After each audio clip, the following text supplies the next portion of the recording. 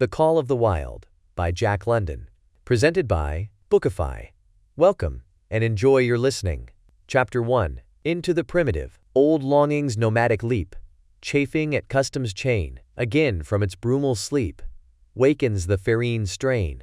Buck did not read the newspapers, or he would have known that trouble was brewing, not alone for himself, but for every tidewater dog, strong of muscle, and with warm long hair, from Puget Sound to San Diego. Because men, groping in the Arctic darkness, had found a yellow metal, and because steamship and transportation companies were booming the find, thousands of men were rushing into the Northland. These men wanted dogs, and the dogs they wanted were heavy dogs, with strong muscles by which to toil, and furry coats to protect them from the frost. Buck lived at a big house in the sun-kissed Santa Clara Valley.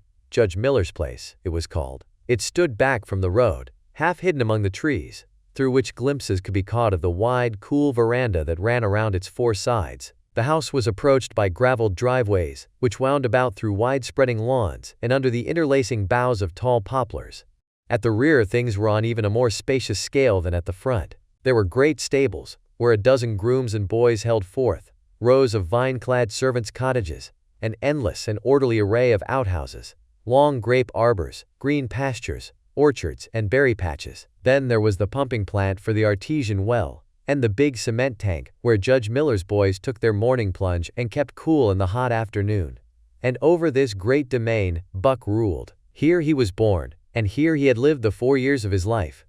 It was true, there were other dogs. There could not but be other dogs on so vast a place, but they did not count. They came and went, resided in the populous kennels, or lived obscurely in the recesses of the house, after the fashion of Toots, the Japanese pug, or Isabel, the Mexican hairless strange creatures that rarely put nose out of doors, or set foot to ground. On the other hand, there were the fox terriers, a score of them at least, who yelped fearful promises at Toots and Isabel, looking out of the windows at them, and protected by a legion of housemaids, armed with brooms and mops. But Buck was neither house dog nor kennel dog. The whole realm was his. He plunged into the swimming tank or went hunting with the judge's sons. He escorted Molly and Alice, the judge's daughters, on long twilight or early morning rambles. On wintry nights, he lay at the judge's feet before the roaring library fire. He carried the judge's grandsons on his back, or rolled them in the grass, and guarded their footsteps through wild adventures down to the fountain in the stable yard, and even beyond, where the paddocks were, and the berry patches. Among the terriers he stalked imperiously, and Toots and Isabel he utterly ignored, for he was king, mucking over all creeping, crawling, flying things of Judge Miller's place, humans included. His father, Elmo, a huge Saint Bernard, had been the judge's inseparable companion, and Buck bid fair to follow in the way of his father. He was not so large. He weighed only 140 pounds, for his mother, Shep, had been a Scotch shepherd dog. Nevertheless, 140 pounds, to which was added the dignity that comes of good living and universal respect, enabled him to carry himself in right royal fashion. During the 4 years since his puppyhood, he had lived the life of a sated aristocrat. He had a fine pride in himself, was even a trifle egotistical, as country gentlemen sometimes become because of their insular situation. But he had saved himself by not becoming a mere pampered house dog. Hunting and kindred outdoor delights had kept down the fat and hardened his muscles, and to him, as to the cold tubbing races, the love of water had been a tonic and a health preserver. And this was the manner of dog Buck was in the fall of 1897, when the Klondike strike dragged men from all the world into the frozen north. But Buck did not read the newspapers, and he did not know that Manuel, one of the gardener's helpers, was an undesirable acquaintance. Manuel had one besetting sin. He loved to play Chinese lottery. Also, in his gambling, he had one besetting weakness: faith in a system, and this made his damnation certain. For to play a system requires money, while the wages of a gardener's helper do not lap over the needs of a wife and numerous progeny. The judge was at a meeting of the Raisin Growers Association, and the boys were busy organizing an athletic club on the memorable night of Manuel's treachery. No one saw him and Buck go off through the orchard on what Buck imagined was merely a stroll, and with the exception of a solitary man, no one saw them arrive at the little flag station known as College Park. This man talked with Manuel, and money chinked between them. "You might wrap up the goods before you deliver the stranger said gruffly, and Manuel doubled a piece of stout rope around Buck's neck under the collar. "Twist it and you'll choke plenty," said Manuel, and the stranger grunted a ready affirmative. Buck had accepted the rope with quiet dignity. To be sure, it was an unwanted performance, but he had learned to trust in men he knew, and to give them credit for a wisdom that outreached his own. But when the ends of the rope were placed in the stranger's hands, he growled menacingly. He had merely intimated his displeasure, in his pride believing that to intimate was to command. But to his surprise, the rope tightened around his neck, shutting off his breath. In quick rage he sprang at the man, who met him halfway, grappled him close by the throat, and with a deft twist threw him over on his back. Then the rope tightened mercilessly, while Buck struggled in a fury, his tongue lolling out of his mouth and his great chest panting futilely. Never in all his life had he been so vilely treated, and never in all his life had he been so angry. But his strength ebbed, his eyes glazed, and he knew nothing when the train was flagged and the two men threw him into the baggage car. The next he knew, he was dimly aware that his tongue was hurting and that he was being jolted along in some kind of a conveyance. The hoarse shriek of a locomotive whistling a crossing told him where he was. He had traveled too often with the judge not to know the sensation of riding in a baggage car. He opened his eyes, and into them came the unbridled anger of a kidnapped king. The man sprang for his throat, but Buck was too quick for him. His jaws closed on the hand, nor did they relax till his senses were choked out of him once more. "Yep, has fits," the man said, hiding his mangled hand from the baggageman, who had been attracted by the sounds of struggle. "I'm taking up for the boss to Frisco. A crack dog doctor there thinks that he can cure Concerning that night's ride, the man spoke most eloquently for himself, in a little shed back of a saloon on the San Francisco waterfront. "All I get is 50 for it," he grumbled, "and I wouldn't do it over for 1,000 cold cash." His hand was wrapped in a bloody handkerchief, and the right trouser leg was ripped from knee to ankle. "How much did the other mug get?" the saloon keeper demanded. 100, was the reply. "Wouldn't take a sou less, so help me." "That makes 150, the saloon keeper calculated, "and he's worth it, or I'm a squarehead." The kidnapper undid the bloody wrappings and looked at his lacerated hand. "If I don't get the hydrophobia, it'll be because you was born to hang," laughed the saloon keeper. "Here, lend me a hand before you pull your freight," he added, dazed, suffering intolerable pain from throat and tongue. With the life half throttled out of him, Buck attempted to face his tormentors. But he was thrown down and choked repeatedly, till they succeeded in filing the heavy brass collar from off his neck. Then the rope was removed, and he was flung into a cage-like crate. There he lay for the remainder of the weary night, nursing his wrath and wounded pride. He could not understand what it all meant. What did they want with him, these strange men?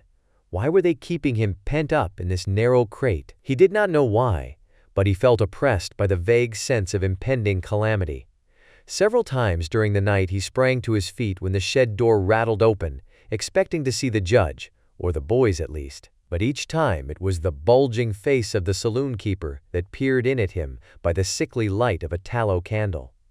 And each time, the joyful bark that trembled in Buck's throat was twisted into a savage growl. But the saloon keeper let him alone, and in the morning 4 men entered and picked up the crate. More tormentors, Buck decided, for they were evil-looking creatures, ragged and unkempt, and he stormed and raged at them through the bars. They only laughed and poked sticks at him, which he promptly assailed with his teeth till he realized that that was what they wanted, whereupon he lay down sullenly and allowed the crate to be lifted into a wagon. Then he, and the crate in which he was imprisoned, began a passage through many hands. Clerks in the express office took charge of him. He was carted about in another wagon. A truck carried him, with an assortment of boxes and parcels, upon a ferry steamer. He was trucked off the steamer into a great railway depot, and finally he was deposited in an express car. For 2 days and nights this express car was dragged along at the tail of shrieking locomotives, and for 2 days and nights Buck neither ate nor drank. In his anger he had met the first advances of the express messengers with growls, and they had retaliated by teasing him. When he flung himself against the bars, quivering and frothing, they laughed at him and taunted him. They growled and barked like detestable dogs, mewed and flapped their arms and crowed. It was all very silly, he knew, but therefore the more outrage to his dignity, and his anger waxed and waxed. He did not mind the hunger so much, but the lack of water caused him severe suffering and fanned his wrath to fever pitch. For that matter, high-strung and finely sensitive, the ill treatment had flung him into a fever which was fed by the inflammation of his parched and swollen throat and tongue. He was glad for one thing: the rope was off his neck. That had given them an unfair advantage, but now that it was off, he would show them. They would never get another rope around his neck. Upon that he was resolved. For 2 days and nights he neither ate nor drank, and during those 2 days and nights of torment, he accumulated a fund of wrath that boded ill for whoever first fell foul of him. His eyes turned bloodshot, and he was metamorphosed into a raging fiend. So changed was he that the judge himself would not have recognized him, and the express messengers breathed with relief when they bundled him off the train at Seattle. 4 men gingerly carried the crate from the wagon into a small, high-walled backyard. A stout man, with a red sweater that sagged generously at the neck, came out and signed the book for the driver. That was the man, Buck divined, the next tormentor, and he hurled himself savagely against the bars. The man smiled grimly and brought a hatchet and a club. "You ain't gonna take him out now?" the driver asked. "Sure," the man replied, driving the hatchet into the crate for a pry.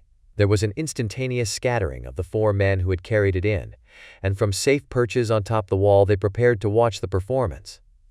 Buck rushed at the splintering wood, sinking his teeth into it, surging and wrestling with it. Wherever the hatchet fell on the outside, he was there on the inside, snarling and growling, as furiously anxious to get out as the man in the red sweater was calmly intent on getting him out. "Now, you red-eyed devil," he said, when he had made an opening sufficient for the passage of Buck's body. At the same time he dropped the hatchet and shifted the club to his right hand. And Buck was truly a red-eyed devil, as he drew himself together for the spring, hair bristling, mouth foaming, a mad glitter in his bloodshot eyes.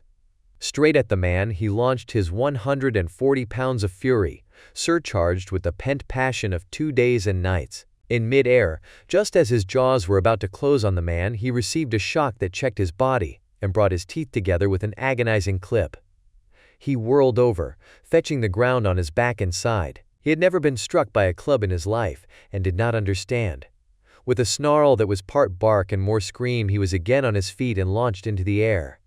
And again the shock came, and he was brought crushingly to the ground. This time he was aware that it was the club, but his madness knew no caution. A dozen times he charged, and as often the club broke the charge and smashed him down.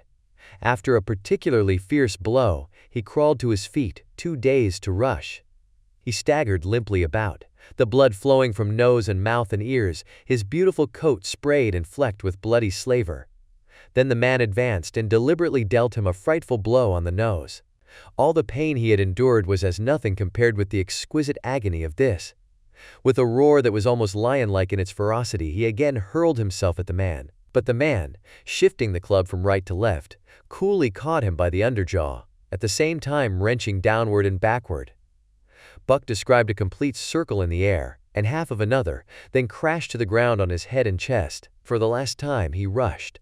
The man struck the shrewd blow he had purposely withheld for so long, and Buck crumpled up and went down, knocked utterly senseless. "He's no slouch at dog breakin', that's what I say," one of the men on the wall cried enthusiastically. "Druther break cayuses any day, and twice on Sundays," was the reply of the driver as he climbed on the wagon and started the horses. Buck's senses came back to him, but not his strength. He lay where he had fallen, and from there he watched the man in the red sweater. "Answers to the name of Buck," the man soliloquized, quoting from the saloon-keeper's letter which had announced the consignment of the crate and contents. "Well, Buck, my boy," he went on in a genial voice, "we've had our little ruction, and the best thing we can do is to let it go at that. You've learned your place, and I know mine.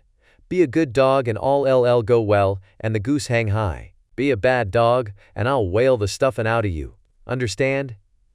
As he spoke, he fearlessly patted the head he had so mercilessly pounded, and though Buck's hair involuntarily bristled at touch of the hand, he endured it without protest. When the man brought him water, he drank eagerly, and later bolted a generous meal of raw meat, chunk by chunk, from the man's hand. He was beaten, he knew that, but he was not broken. He saw, once for all, that he stood no chance against a man with a club. He had learned the lesson, and in all his afterlife he never forgot it. That club was a revelation. It was his introduction to the reign of primitive law, and he met the introduction halfway. The facts of life took on a fiercer aspect, and while he faced that aspect uncowed, he faced it with all the latent cunning of his nature aroused. As the days went by, other dogs came, in crates and at the ends of ropes, some docilely, and some raging and roaring as he had come, and one and all, he watched them pass under the dominion of the man in the red sweater. Again and again, as he looked at each brutal performance, the lesson was driven home to Buck. A man with a club was a lawgiver, a master to be obeyed, though not necessarily conciliated. Of this last Buck was never guilty, though he did see beaten dogs that fawned upon the man, and wagged their tails, and licked his hand. Also he saw one dog, that would neither conciliate nor obey, finally killed in the struggle for mastery. Now and again men came, strangers, who talked excitedly, wheedlingly, and in all kinds of fashions to the man in the red sweater. And at such times that money passed between them, the strangers took one or more of the dogs away with them. Buck wondered where they went, for they never came back, but the fear of the future was strong upon him, and he was glad each time when he was not selected. Yet his time came, in the end, in the form of a little weazened man who spat broken English and many strange and uncouth exclamations which Buck could not understand. "Sacredam!" he cried when his eyes lit upon Buck. "Dat 1 decameter bully dog! How much?" 300, and a present at that, was the prompt reply of the man in the red sweater. "And seem it's government money, you ain't got no kick comin' Perot?" Perot grinned. Considering that the price of dogs had been boomed skyward by the unwanted demand, it was not an unfair sum for so fine an animal. The Canadian government would be no loser, nor would its dispatches travel the slower. Perot knew dogs, and when he looked at Buck he knew that he was 1 in 1,000. 1 in 10,000, he commented mentally. Buck saw money pass between them, and was not surprised when Curly, a good-natured Newfoundland, and he were led away by the little weazened man. That was the last he saw of the man in the red sweater, and as Curly and he looked at receding Seattle from the deck of the narwhal, it was the last he saw of the warm Southland. Curly and he were taken below by Peral and turned over to a black-faced giant called Francois. Peral was a French-Canadian, and swarthy, but Francois was a French-Canadian half-breed, and twice as swarthy.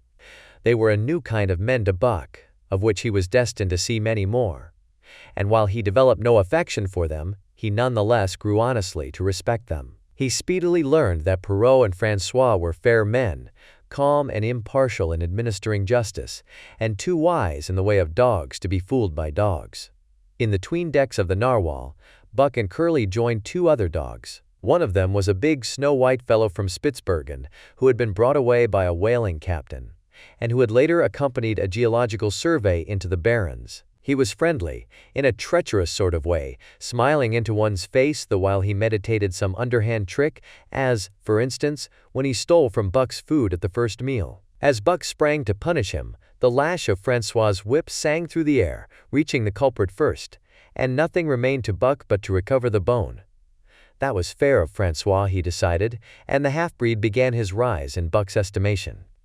The other dog made no advances, nor received any. Also, he did not attempt to steal from the newcomers. He was a gloomy, morose fellow, and he showed Curly plainly that all he desired was to be left alone, and further, that there would be trouble if he were not left alone. Dave, he was called, and he ate and slept, or yawned between times, and took interest in nothing, not even when the narwhal crossed Queen Charlotte Sound and rolled and pitched and bucked like a thing possessed. When Buck and Curly grew excited, half wild with fear, he raised his head as though annoyed, favored them with an incurious glance, yawned, and went to sleep again. Day and night the ship throbbed to the tireless pulse of the propeller, and though one day was very like another, it was apparent to Buck that the weather was steadily growing colder. At last, one morning, the propeller was quiet, and the narwhal was pervaded with an atmosphere of excitement. He felt it, as did the other dogs, and knew that a change was at hand. Francois leashed them, and brought them on deck. At the first step upon the cold surface, Buck's feet sank into a white mushy something very like mud. He sprang back with a snort. More of this white stuff was falling through the air. He shook himself, but more of it fell upon him. He sniffed it curiously, then licked some up on his tongue. It bit like fire, and the next instant was gone. This puzzled him, He tried it again, with the same result. The onlookers laughed uproariously, and he felt ashamed. He knew not why, for it was his first snow. Chapter 2. The Law of Club and Fang. Buck's first day on the Daya beach was like a nightmare. Every hour was filled with shock and surprise. He had been suddenly jerked from the heart of civilization and flung into the heart of things primordial. No lazy, sun-kissed life was this, with nothing to do but loaf and be bored. Here was neither peace nor rest, nor a moment's safety. All was confusion and action, and every moment life and limb were in peril. There was imperative need to be constantly alert, for these dogs and men were not town dogs and men. They were savages, all of them, who knew no law but the law of club and fang. He had never seen dogs fight as these wolfish creatures fought, and his first experience taught him an unforgettable lesson. It is true, it was a vicarious experience, else he would not have lived to profit by it. Curly was the victim. They were camped near the log store, where she, in her friendly way, made advances to a husky dog the size of a full-grown wolf. Though not half so large as she, there was no warning, only a leap in like a flash, a metallic clip of teeth, a leap out equally swift. And Curly's face was ripped open from eye to jaw. It was the wolf manner of fighting, to strike and leap away. But there was more to it than this. 30 or 40 huskies ran to the spot and surrounded the combatants in an intent and silent circle. Buck did not comprehend that silent intentness, nor the eager way with which they were licking their chops. Curly rushed her antagonist, who struck again and leaped aside. He met her next rush with his chest, in a peculiar fashion that tumbled her off her feet. She never regained them. This was what the onlooking huskies had waited for. They closed in upon her, snarling and yelping, and she was buried, screaming with agony, beneath the bristling mass of bodies. So sudden was it, and so unexpected, that Buck was taken aback. He saw Spitz run out his scarlet tongue in a way he had of laughing, and he saw Francois, swinging an axe, spring into the mess of dogs. 3 men with clubs were helping him to scatter them. It did not take long. 2 minutes from the time Curly went down, the last of her assailants were clubbed off. But she lay there limp and lifeless, in the bloody, trampled snow, almost literally torn to pieces, the swart half-breed standing over her and cursing horribly. The scene often came back to Buck to trouble him in his sleep. So that was the way. No fair play. Once down, that was the end of you. Well, he would see to it that he never went down. Spitz ran out his tongue and laughed again, and from that moment, Buck hated him with a bitter and deathless hatred. Before he had recovered from the shock caused by the tragic passing of Curly, he received another shock. Francois fastened upon him an arrangement of straps and buckles. It was a harness, such as he had seen the grooms put on the horses at home. And as he had seen horses work, so he was set to work, hauling Francois on a sled to the forest that fringed the valley, and returning with a load of firewood. Though his dignity was sorely hurt by thus being made a draft animal, he was too wise to rebel. He buckled down with a will and did his best, though it was all new and strange. Francois was stern, demanding instant obedience, and by virtue of his whip receiving instant obedience, while Dave, who was an experienced wheeler, nipped Buck's hindquarters whenever he was in error. Spitz was the leader, likewise experienced, and while he could not always get at Buck, he growled sharp reproof now and again, or cunningly threw his weight in the traces to jerk Buck into the way he should go. Buck learned easily, and under the combined tuition of his 2 mates and Francois, made remarkable progress. Ere they returned to camp, he knew enough to stop at Ho, to go ahead at Mush, to swing wide on the bends, and to keep clear of the wheeler when the loaded sled shot downhill at their heels. "Three ver good dogs," Francois told Peral. "Dat Buck, heem pull like hell. I titch heem quick as anything." By afternoon, Peral, who was in a hurry to be on the trail with his dispatches, returned with 2 more dogs. Billy and Joe, he called them, 2 brothers, and true huskies both. Sons of the one mother though they were as different as day and night. Billy's one fault was his excessive good nature, while Joe was the very opposite, sour and introspective, with a perpetual snarl and a malignant eye. Buck received them in comradely fashion. Dave ignored them, while Spitz proceeded to thrash first one and then the other. Billy wagged his tail appeasingly, turned to run when he saw that appeasement was of no avail, and cried, still appeasingly, when Spitz's sharp teeth scored his flank. But no matter how Spitz circled, Joe whirled around on his heels to face him, mane bristling, ears laid back, lips writhing and snarling, jaws clipping together as fast as he could snap, and eyes diabolically gleaming, the incarnation of belligerent fear. So terrible was his appearance that Spitz was forced to forego disciplining him. But to cover his own discomfiture, he turned upon the inoffensive and wailing Billy and drove him to the confines of the camp.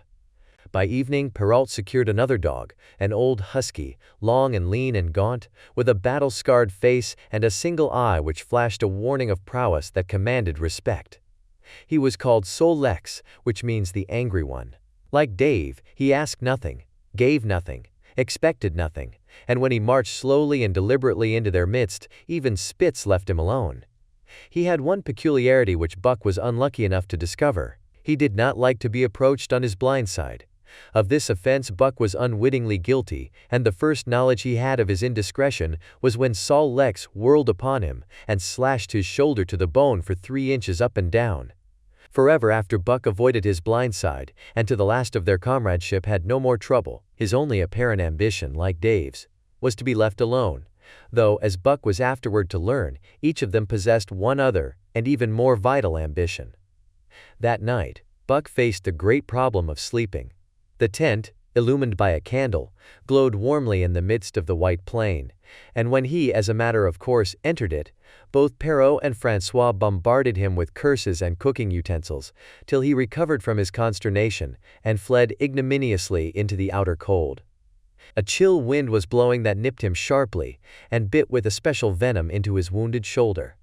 He lay down on the snow and attempted to sleep, but the frost soon drove him shivering to his feet. Miserable and disconsolate, he wandered about among the many tents, only to find that one place was as cold as another. Here and there savage dogs rushed upon him, but he bristled his neck hair and snarled, for he was learning fast, and they let him go his way unmolested.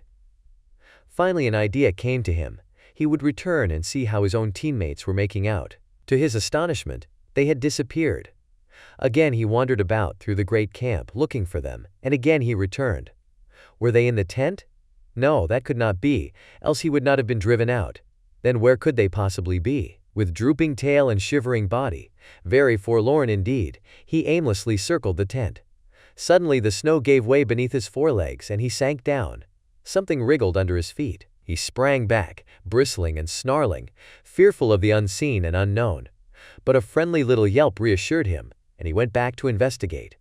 A whiff of warm air ascended to his nostrils, and there, curled up under the snow in a snug ball, lay Billy. He whined placatingly, squirmed and wriggled to show his good will and intentions, and even ventured, as a bribe for peace, to lick Buck's face with his warm, wet tongue. Another lesson. So that was the way they did it, eh? Buck confidently selected a spot, and with much fuss and waste effort proceeded to dig a hole for himself. In a trice the heat from his body filled the confined space, and he was asleep. The day had been long and arduous, and he slept soundly and comfortably, though he growled and barked and wrestled with bad dreams. Nor did he open his eyes till roused by the noises of the waking camp. At first he did not know where he was. It had snowed during the night, and he was completely buried. The snow walls pressed him on every side, and a great surge of fear swept through him, the fear of the wild thing for the trap.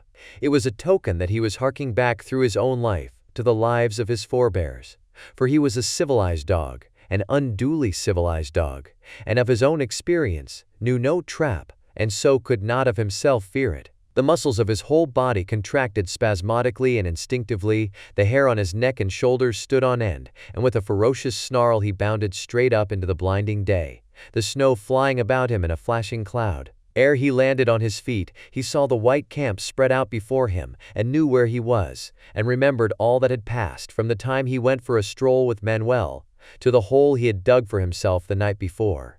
A shout from Francois hailed his appearance. "What I say?" the dog driver cried to Perrault. "Dat Buck for sure learn quick as anything." Perrault nodded gravely. As courier for the Canadian government, bearing important dispatches, he was anxious to secure the best dogs, and he was particularly gladdened by the possession of Buck. 3 more huskies were added to the team inside an hour, making a total of 9, And before another quarter of an hour had passed, they were in harness and swinging up the trail toward the Dayaya Canyon. Buck was glad to be gone, and though the work was hard, he found he did not particularly despise it. He was surprised at the eagerness which animated the whole team and which was communicated to him. But still more surprising was the change wrought in Dave and Solex. They were new dogs, utterly transformed by the harness. All passiveness and unconcern had dropped from them.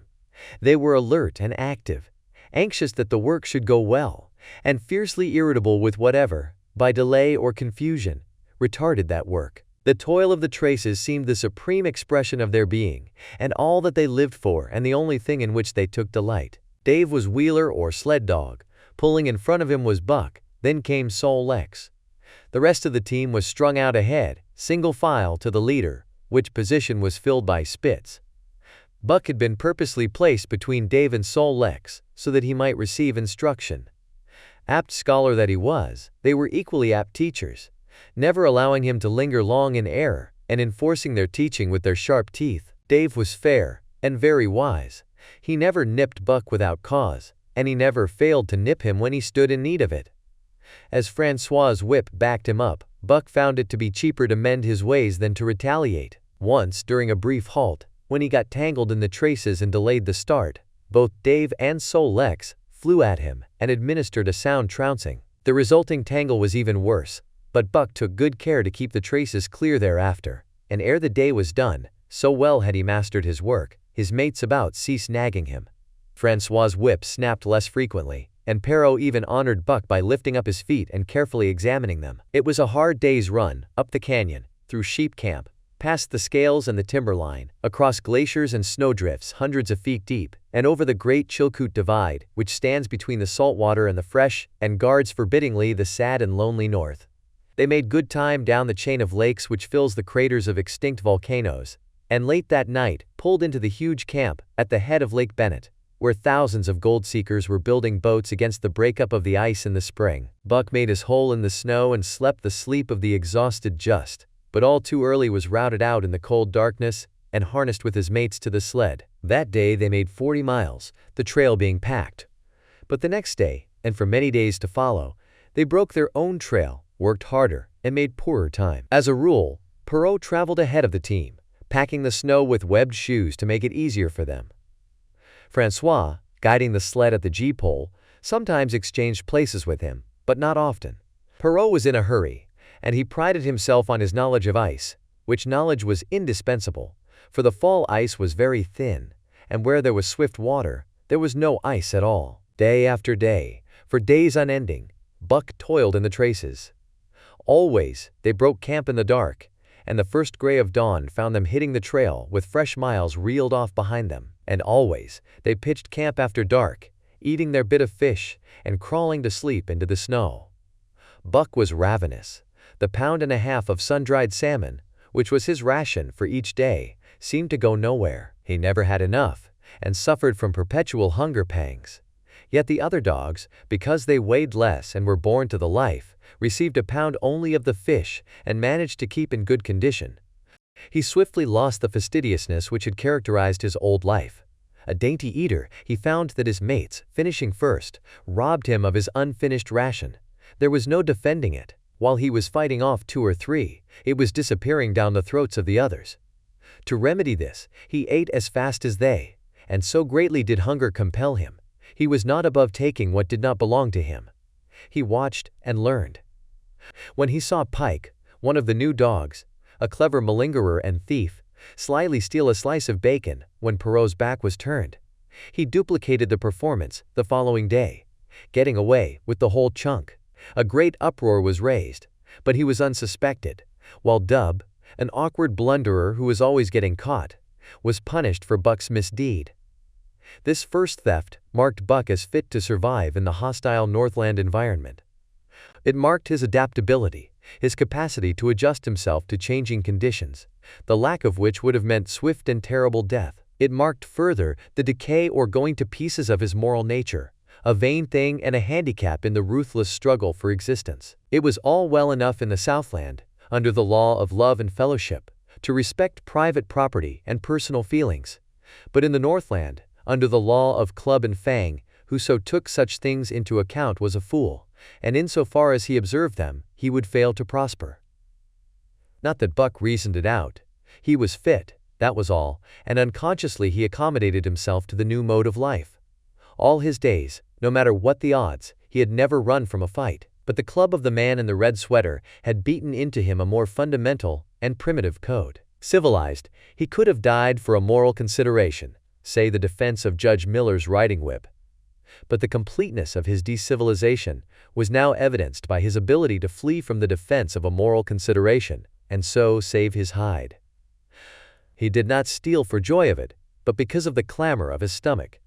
He did not rob openly, but stole secretly and cunningly, out of respect for club and fang. In short, the things he did were done because it was easier to do them than not to do them. His development, or retrogression, was rapid. His muscles became hard as iron, and he grew callous to all ordinary pain. He achieved an internal as well as external economy. He could eat anything, no matter how loathsome or indigestible, and, once eaten, the juices of his stomach extracted the least particle of nutriment, and his blood carried it to the farthest reaches of his body, building it into the toughest and stoutest of tissues. Sight and scent became remarkably keen, while his hearing developed such acuteness that in his sleep he heard the faintest sound and knew whether it heralded peace or peril. He learned to bite the ice out with his teeth when it collected between his toes, and when he was thirsty and there was a thick scum of ice over the waterhole, he would break it by rearing and striking it with stiff forelegs. His most conspicuous trait was an ability to scent the wind and forecast it a night in advance. No matter how breathless the air when he dug his nest by tree or bank, the wind that later blew inevitably found him to leeward, sheltered and snug. And not only did he learn by experience, but instincts long dead became alive again. The domesticated generations fell from him. In vague ways he remembered back to the youth of the breed, to the time the wild dogs ranged in packs through the primeval forest and killed their meat as they ran it down. It was no task for him to learn to fight with cut and slash and the quick wolf snap. In this manner had fought forgotten ancestors. They quickened the old life within him, and the old tricks which they had stamped into the heredity of the breed were his tricks. They came to him without effort or discovery, as though they had been his always. And when, on the still, cold nights, he pointed his nose at a star and howled long and wolf-like, it was his ancestors, dead and dust, pointing nose at star and howling down through the centuries and through him, and his cadences were their cadences, the cadences which voiced their woe, and what to them was the meaning of the stiffness, and the cold, and dark. Thus, as token of what a puppet thing life is, the ancient song surged through him, and he came into his own again. And he came because men had found a yellow metal in the north, and because Manuel was a gardener's helper whose wages did not lap over the needs of his wife and diverse small copies of himself. Chapter 3. The Dominant Primordial Beast.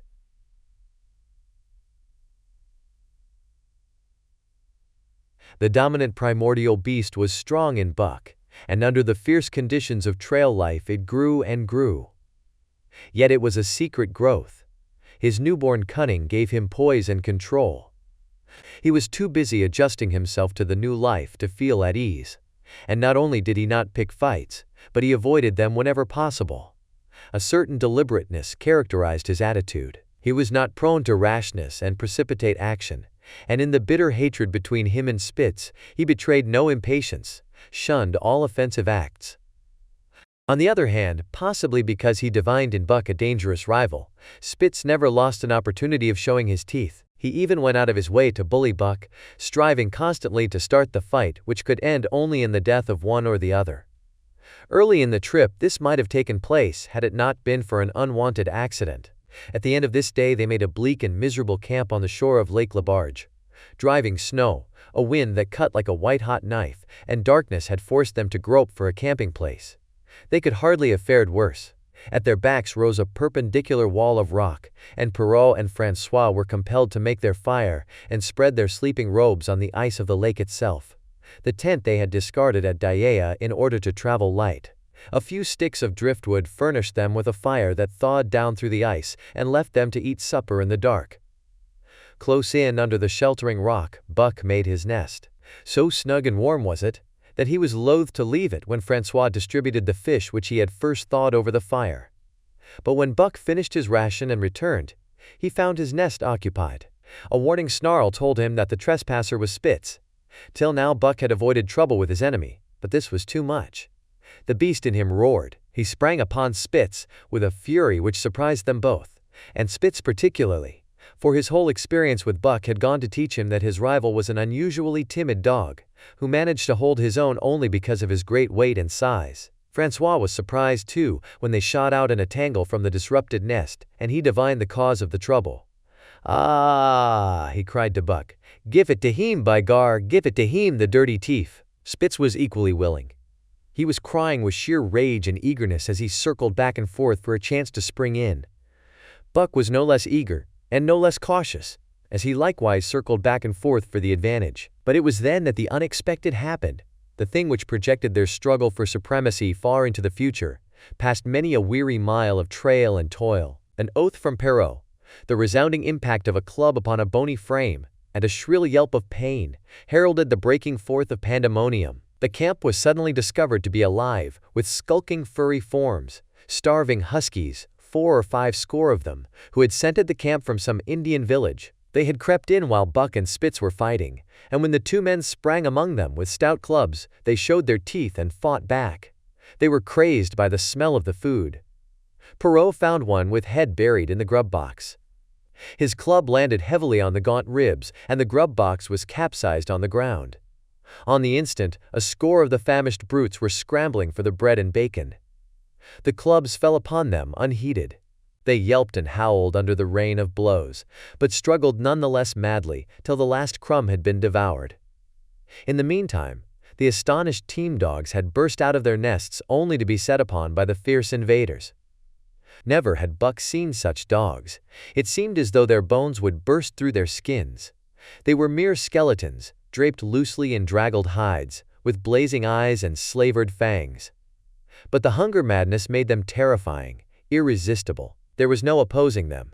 The team dogs were swept back against the cliff at the first onset. Buck was beset by 3 huskies, and in a trice his head and shoulders were ripped and slashed. The din was frightful. Billy was crying as usual. Dave and Solex, dripping blood from a score of wounds, were fighting bravely side by side. Joe was snapping like a demon. Once, his teeth closed on the foreleg of a husky, and he crunched down through the bone. Pike, the malingerer, leaped upon the crippled animal, breaking its neck with a quick flash of teeth and a jerk. Buck got a frothing adversary by the throat, and was sprayed with blood when his teeth sank through the jugular. The warm taste of it in his mouth goaded him to greater fierceness. He flung himself upon another, and at the same time felt teeth sink into his own throat.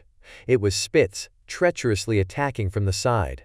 Perrault and Francois, having cleaned out their part of the camp, hurried to save their sled dogs. The wild wave of famished beasts rolled back before them, and Buck shook himself free. But it was only for a moment. The 2 men were compelled to run back to save the grub, upon which the huskies returned to the attack on the team. Billy, terrified into bravery, sprang through the savage circle and fled away over the ice. Pike and Dub followed on his heels, with the rest of the team behind. As Buck drew himself together to spring after them, out of the tail of his eye he saw Spitz rush upon him with the evident intention of overthrowing him. Once off his feet and under that mass of huskies, there was no hope for him. But he braced himself to the shock of Spitz's charge, then joined the flight out on the lake. Later, the 9 team dogs gathered together and sought shelter in the forest. Though unpursued, they were in a sorry plight. There was not one who was not wounded in 4 or 5 places, while some were wounded grievously. Dub was badly injured in a hind leg. Dolly, the last husky added to the team at Daya, had a badly torn throat. Joe had lost an eye, while Billy, the good-natured, with an ear chewed and rent to ribbons, cried and whimpered throughout the night. At daybreak they limped warily back to camp, to find the marauders gone and the 2 men in bad tempers. Fully half their grub supply was gone. The huskies had chewed through the sled lashings and canvas coverings. In fact, nothing, no matter how remotely eatable, had escaped them. They had eaten a pair of Perrault's moosehide moccasins, chunks out of the leather traces, and even 2 feet of lash from the end of Francois's whip. He broke from a mournful contemplation of it to look over his wounded dogs. "Ah, my friends," he said softly, Maybe it make you mad dog dose many bites. Maybe all mad dogs, sacredam. What you think, Perrault? The courier shook his head dubiously. With 400 miles of trail still between him and Dawson, he could ill afford to have madness break out among his dogs. 2 hours of cursing and exertion got the harnesses into shape, and the wound-stiffened team was underway, struggling painfully over the hardest part of the trail they had yet encountered, and for that matter, the hardest between them and Dawson. The 30-mile river was wide open. Its wild water defied the frost, and it was in the eddies only, and in the quiet places, that the ice held it all.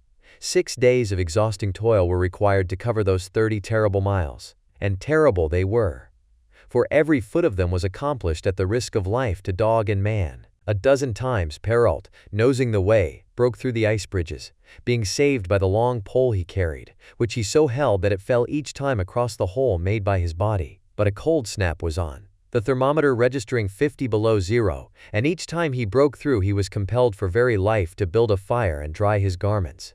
Nothing daunted him. It was because nothing daunted him that he had been chosen for government courier.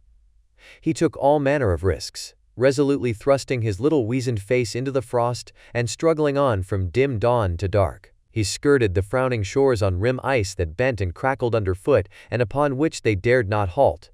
Once, the sled broke through, with Dave and Buck, and they were half frozen and all but drowned by the time they were dragged out. The usual fire was necessary to save them. They were coated solidly with ice, and the two men kept them on the run around the fire, sweating and thawing, so close that they were singed by the flames. At another time Spitz went through, dragging the whole team after him up to Buck, who strained backward with all his strength, his forepaws on the slippery edge and the ice quivering and snapping all around. But behind him was Dave, likewise straining backward, and behind the sled was Francois, pulling till his tendons cracked. Again, the rim ice broke away before and behind, and there was no escape except up the cliff. Perrault scaled it by a miracle, while Francois prayed for just that miracle, and with every thong and sled lashing and the last bit of harness rove into a long rope, the dogs were hoisted, one by one, to the cliff crest. Francois came up last, after the sled and load. Then came the search for a place to descend, which descent was ultimately made by the aid of the rope, and night found them back on the river with a quarter of a mile to the day's credit. By the time they made the Hootalinqua and good ice, Buck was played out. The rest of the dogs were in like condition, but Perrault, to make up lost time, pushed them late and early. The first day they covered 35 miles to the Big Salmon, the next day 35 more to the Little Salmon, the third day 40 miles, which brought them well up toward the Five Fingers. Buck's feet were not so compact and hard as the feet of the huskies. His had softened during the many generations since the day his last wild ancestor was tamed by a cave dweller or riverman. All day long he limped in agony, and camp once made, lay down like a dead dog. Hungry as he was, he would not move to receive his ration of fish, which Francois had to bring to him. Also, the dog driver rubbed Buck's feet for half an hour each night after supper, and sacrificed the tops of his own moccasins to make 4 moccasins for Buck. This was a great relief, and Buck caused even the weazened face of Perrault to twist itself into a grin one morning, when Francois forgot the moccasins, and Buck lay on his back, his 4 feet waving appealingly in the air, and refused to budge without them.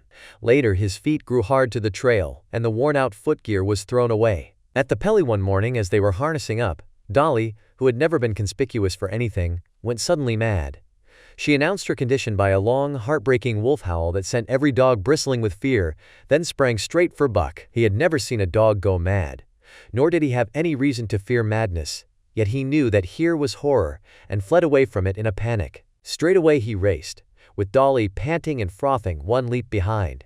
Nor could she gain on him, so great was his terror, nor could he leave her, so great was her madness. He plunged through the wooded breast of the island, flew down to the lower end, crossed a back channel filled with rough ice to another island, gained a third island, curved back to the main river, and in desperation started to cross it. And all the time, though he did not look, he could hear her snarling just 1 leap behind. Francois called to him a quarter of a mile away, and he doubled back, still 1 leap ahead, gasping painfully for air and putting all his faith in that Francois would save him. The dog driver held the axe poised in his hand, and as Buck shot past him the axe crashed down upon Mad Dolly's head. Buck staggered over against the sled, exhausted, sobbing for breath, helpless. This was Spitz's opportunity. He sprang upon Buck, and twice his teeth sank into his unresisting foe and ripped and tore the flesh to the bone. Then Francois's lash descended, and Buck had the satisfaction of watching Spitz receive the worst whipping as yet administered to any of the teams. "One devil dat Spitz," remarked Perrault. "Some damn day heem kill dat Buck." "Dat Buck 2 devils," was Francois's rejoinder. "All de time I watch dat Buck I know for sure. Listen. Some damn fine day heem get mad like hell and den heem chew dat Spitz all up and spit heem out on the snow. Sure, I know." From then on it was war between them. Spitz, as lead dog and acknowledged master of the team, felt his supremacy threatened by this strange Southland dog. And strange Buck was to him, for of the many Southland dogs he had known, not one had shown up worthily in camp and on trail. They were all too soft, dying under the toil, the frost, and starvation. Buck was the exception. He alone endured and prospered, matching the husky in strength, savagery, and cunning. Then he was a masterful dog, and what made him dangerous was the fact that the club of the man in the red sweater had knocked all blind pluck and rashness out of his desire for mastery. He was preeminently cunning, and could bide his time with a patience that was nothing less than primitive. It was inevitable that the clash for leadership should come. Buck wanted it. He wanted it because it was his nature, because he had been gripped tight by that nameless, incomprehensible pride of the trail and trace, that pride which holds dogs in the toil to the last gasp, which lures them to die joyfully in the harness, and breaks their hearts if they are cut out of the harness. This was the pride of Dave as wheel dog, of Sol-Lex as he pulled with all his strength. The pride that laid hold of them at break of camp, transforming them from sour and sullen brutes into straining, eager, ambitious creatures. The pride that spurred them on all day and dropped them at pitch of camp at night, letting them fall back into gloomy unrest and uncontent. This was the pride that bore up Spitz and made him thrash the sled dogs who blundered and shirked in the traces or hid away at harness-up time in the morning. Likewise, it was this pride that made him fear Buck as a possible lead dog. And this was Buck's pride too. He openly threatened the other's leadership. He came between him and the shirks he should have punished. And he did it deliberately. One night there was a heavy snowfall, and in the morning, Pike, the malingerer, did not appear. He was securely hidden in his nest, under a foot of snow. Francois called him, and sought him in vain. Spitz was wild with wrath. He raged through the camp, smelling and digging in every likely place, snarling so frightfully that Pike heard and shivered in his hiding place. But when he was at last unearthed, and Spitz flew at him to punish him, Buck flew, with equal rage, in between. So unexpected was it, and so shrewdly managed, that Spitz was hurled backward and off his feet. Pike, who had been trembling abjectly, took heart at this open mutiny, and sprang upon his overthrown leader. Buck, to whom fair play was a forgotten code, likewise sprang upon Spitz. But Francois, chuckling at the incident while unswerving in the administration of justice, brought his lash down upon Buck with all his might. This failed to drive Buck from his prostrate rival, and the butt of the whip was brought into play. Half stunned by the blow, Buck was knocked backward, and the lash laid upon him again and again, while Spitz soundly punished the many times offending Pike. In the days that followed, as Dawson grew closer and closer, Buck still continued to interfere between Spitz and the culprits. But he did it craftily, when Francois was not around. With the covert mutiny of Buck, a general insubordination sprang up and increased. Dave and Sol-Lex were unaffected, but the rest of the team went from bad to worse. Things no longer went right. There was continual bickering and jangling.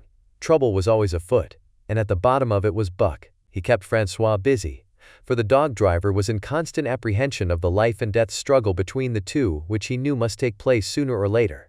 And on more than one night, the sounds of quarreling and strife among the other dogs turned him out of his sleeping robe, fearful that Buck and Spitz were at it. But the opportunity did not present itself, and they pulled into Dawson one dreary afternoon with the great fight still to come. Here were many men, and countless dogs, and Buck found them all at work. It seemed the ordained order of things that dogs should work. All day they swung up and down the main street in long teams, and in the night their jingling bells still went by. They hauled cabin logs and firewood, freighted up to the mines, and did all manner of work that horses did in the Santa Clara Valley. Here and there Buck met Southland dogs, but in the main they were the wild wolf husky breed. Every night, regularly, at 9, at 12, at 3, they lifted a nocturnal song, a weird and eerie chant in which it was Buck's delight to join, with the aurora borealis flaming coldly overhead, or the stars leaping in the frost dance, and the land numb and frozen under its pall of snow. This song of the huskies might have been the defiance of life, only it was pitched in minor key, with long-drawn wailings and half-sobs, and was more the pleading of life, the articulate travail of existence. It was an old song, old as the breed itself, one of the first songs of the younger world in a day when songs were sad. It was invested with the woe of unnumbered generations, this plaint by which Buck was so strangely stirred. When he moaned and sobbed, it was with the pain of living that was of old, the pain of his wild fathers, and the fear and mystery of the cold and dark that was to them fear and mystery, and that he should be stirred by it, marked the completeness with which he harked back through the ages of fire and roof, to the raw beginnings of life, in the howling ages. 7 days from the time they pulled into Dawson, they dropped down the steep bank by the barracks to the Yukon Trail, and pulled for Dyea and salt water. Peril was carrying dispatches, if anything more urgent than those he had brought in. Also, the travel pride had gripped him, and he purposed to make the record trip of the year. Several things favored him in this. The week's rest had recuperated the dogs and put them in thorough trim.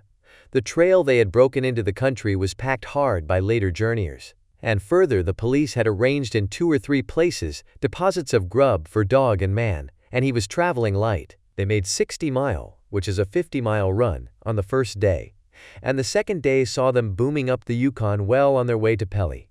But such splendid running was achieved not without great trouble and vexation on the part of Francois. The insidious revolt led by Buck had destroyed the solidarity of the team. It no longer was as one dog leaping in the traces. The encouragement Buck gave the rebels led them into all kinds of petty misdemeanors. No more was Spitz a leader greatly to be feared. The old awe departed, and they grew equal to challenging his authority. Pike robbed him of half a fish one night and gulped it down under the protection of Buck. Another night, Dub and Joe fought Spitz and made him forego the punishment they deserved. And even Billy, the good-natured, was less good-natured, and whined not half so placatingly as in former days. Buck never came near Spitz without snarling and bristling menacingly. In fact, his conduct approached that of a bully, and he was given to swaggering up and down before Spitz's very nose. The breaking down of discipline likewise affected the dogs in their relations with one another. They quarreled and bickered more than ever among themselves, till at times the camp was a howling bedlam. Dave and Sol-Lex alone were unaltered, though they were made irritable by the unending squabbling. Francois swore strange barbarous oaths, and stamped the snow in futile rage, and tore his hair. His lash was always singing among the dogs, but it was of small avail. Directly his back was turned, they were at it again. He backed up Spitz with his whip, while Buck backed up the remainder of the team. Francois knew he was behind all the trouble, and Buck knew he knew, but Buck was too clever ever again to be caught red-handed. He worked faithfully in the harness, for the toil had become a delight to him. Yet it was a greater delight slyly to precipitate a fight amongst his mates and tangle the traces. At the mouth of the Tahkeena, one night after supper, Dub turned up a snowshoe rabbit, blundered it, and missed. In a second, the whole team was in full cry. 100 yards away was a camp of the Northwest Police, with 50 dogs, huskies all, who joined the chase. The rabbit sped down the river, turned off into a small creek, up the frozen bed of which it held steadily. It ran lightly on the surface of the snow, while the dogs plowed through by main strength.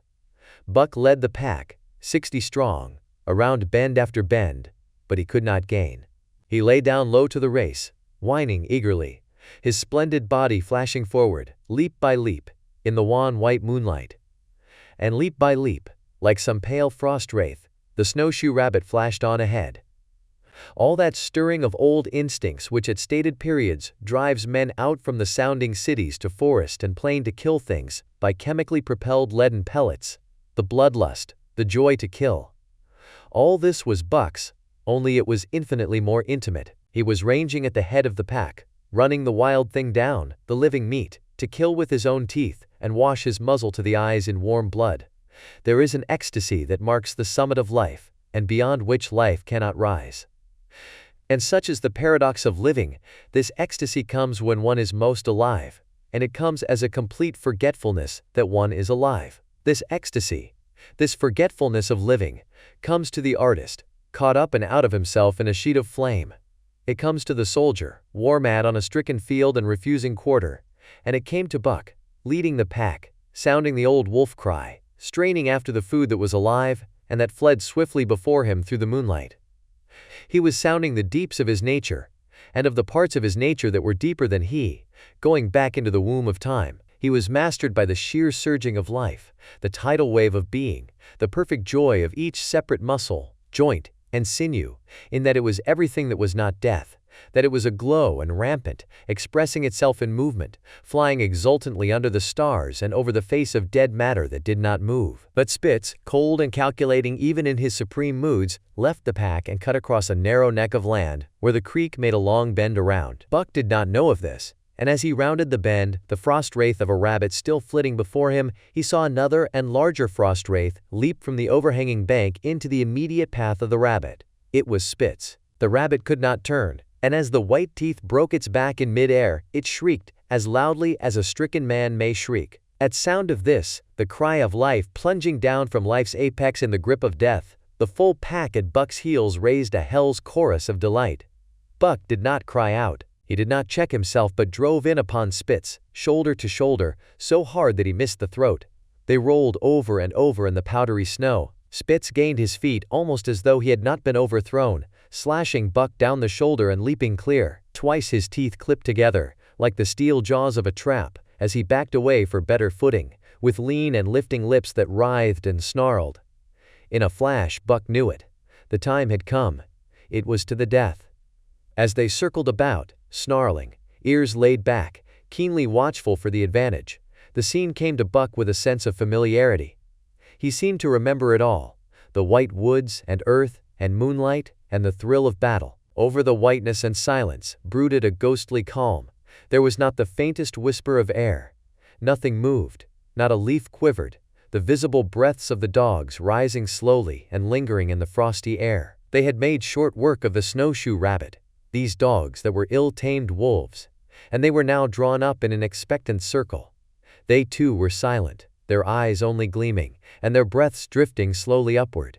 To Buck it was nothing new or strange, this scene of old time. It was as though it had always been, the wonted way of things. Spitz was a practiced fighter. From Spitzbergen through the Arctic, and across Canada and the Barrens, he had held his own with all manner of dogs, and achieved to mastery over them. Bitter rage was his, but never blind rage. In passion to rend and destroy, he never forgot that his enemy was in like passion to rend and destroy. He never rushed till he was prepared to receive a rush, never attacked till he had first defended that attack. In vain, Buck strove to sink his teeth in the neck of the big white dog. Wherever his fangs struck for the softer flesh, they were countered by the fangs of Spitz. Fang clashed fang, and lips were cut and bleeding, but Buck could not penetrate his enemy's guard. Then he warmed up and enveloped Spitz in a whirlwind of rushes. Time and time again he tried for the snow-white throat, where life bubbled near to the surface, and each time and every time Spitz slashed him and got away. Then Buck took to rushing, as though for the throat, when suddenly drawing back his head and curving in from the side, he would drive his shoulder at the shoulder of Spitz as a ram by which to overthrow him. But instead, Buck's shoulder was slashed down each time, as Spitz leaped lightly away. Spitz was untouched, while Buck was streaming with blood and panting hard. The fight was growing desperate, and all the while the silent and wolfish circle waited to finish off whichever dog went down. As Buck grew winded, Spitz took to rushing, and he kept him staggering for footing. Once Buck went over, and the whole circle of 60 dogs started up, but he recovered himself, almost in mid-air, and the circle sank down again and waited. But Buck possessed a quality that made for greatness: imagination. He fought by instinct, but he could fight by head as well. He rushed, as though attempting the old shoulder trick, but at the last instant swept low to the snow and in. His teeth closed on Spitz's left foreleg. There was a crunch of breaking bone, and the white dog faced him on 3 legs. Thrice he tried to knock him over, then repeated the trick and broke the right foreleg. Despite the pain and helplessness, Spitz struggled madly to keep up. He saw the silent circle, with gleaming eyes, lolling tongues, and silvery breaths drifting upward, closing in upon him as he had seen similar circles close in upon beaten antagonists in the past. Only this time, he was the one who was beaten. There was no hope for him. Buck was inexorable. Mercy was a thing reserved for gentler climbs. He maneuvered for the final rush. The circle had tightened till he could feel the breaths of the huskies on his flanks. He could see them, beyond Spitz and to either side, half crouching for the spring, their eyes fixed upon him. A pause seemed to fall. Every animal was motionless as though turned to stone. Only Spitz quivered and bristled as he staggered back and forth, snarling with horrible menace, as though to frighten off impending death. Then Buck sprang in and out. But while he was in, shoulder had at last squarely met shoulder. The dark circle became a dot on the moon-flooded snow as Spitz disappeared from view. Buck stood and looked on, the successful champion, the dominant primordial beast who had made his kill and found it good. Chapter 4. Who has won to mastership? What I say? I speak true when I say dat Buck two devils. This was Francois's speech next morning when he discovered Spitz missing and Buck covered with wounds. He drew him to the fire, and by its light pointed them out. "Dat Spitz fight like hell," said Perrault, as he surveyed the gaping rips and cuts. "And dat Buck fight like two hells," was Francois's answer. "And now we make good time. No more Spitz, no more trouble sure." While Perrault packed the camp outfit and loaded the sled, the dog driver proceeded to harness the dogs. Buck trotted up to the place Spitz would have occupied as leader, but Francois, not noticing him, brought Sol Lex to the coveted position. In his judgment, Sol Lex was the best lead dog left. Buck sprang upon Sol Lex in a fury, driving him back and standing in his place. Francois cried, slapping his thighs gleefully. "Look at dat Buck! Heem kill dat Spitz, heem tink to take the job. Go way, Chook!" he cried. But Buck refused to budge. He took Buck by the scruff of the neck, and though the dog growled threateningly, dragged him to one side and replaced Sol Lex. The old dog did not like it, and showed plainly that he was afraid of Buck. Francois was obdurate, but when he turned his back, Buck again displaced Sol Lex, who was not at all unwilling to go. Francois was angry. "Now, by gar, I fix you," he cried, coming back with a heavy club in his hand. Buck remembered the man in the red sweater and retreated slowly. Nor did he attempt to charge in when Sol Lex was once more brought forward. But he circled just beyond the range of the club, snarling with bitterness and rage, and while he circled he watched the club so as to dodge it if thrown by Francois, for he was become wise in the way of clubs. The driver went about his work, and he called to Buck when he was ready to put him in his old place in front of Dave. Buck retreated 2 or 3 steps. Francois followed him up, whereupon he again retreated. After some time of this, Francois threw down the club, thinking that Buck feared a thrashing. But Buck was in open revolt. He wanted, not to escape a clubbing, but to have the leadership. It was his by right. He had earned it, and he would not be content with less. Perrault took a hand. Between them, they ran him about for the better part of an hour. They threw clubs at him. He dodged. They cursed him, and his fathers and mothers before him, and all his seed to come after him, down to the remotest generation, and every hair on his body, and drop of blood in his veins. And he answered curse with snarl, and kept out of their reach. He did not try to run away, but retreated around and around the camp, advertising plainly that when his desire was met, he would come in and be good. Francois sat down and scratched his head. Perrault looked at his watch and swore. Time was flying, and they should have been on the trail an hour gone. Francois scratched his head again. He shook it, and grinned sheepishly at the courier, who shrugged his shoulders in sign that they were beaten. Then Francois went up to where Sol Lex stood and called to Buck. Buck laughed, as dogs laugh, yet kept his distance. Francois unfastened Sol Lex's traces and put him back in his old place. The team stood harnessed to the sled in an unbroken line, ready for the trail. There was no place for Buck save at the front. Once more Francois called, and once more Buck laughed and kept away. "Throw down de club," Perrault commanded. Francois complied, whereupon Buck trotted in, laughing triumphantly, and swung around into position at the head of the team. His traces were fastened, the sled broken out, and with both men running they dashed out onto the river trail.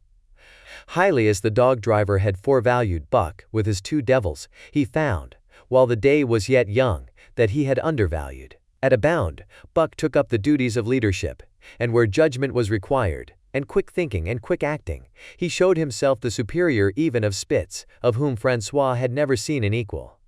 But it was in giving the law and making his mates live up to it that Buck excelled. Dave and Solex did not mind the change in leadership. It was none of their business.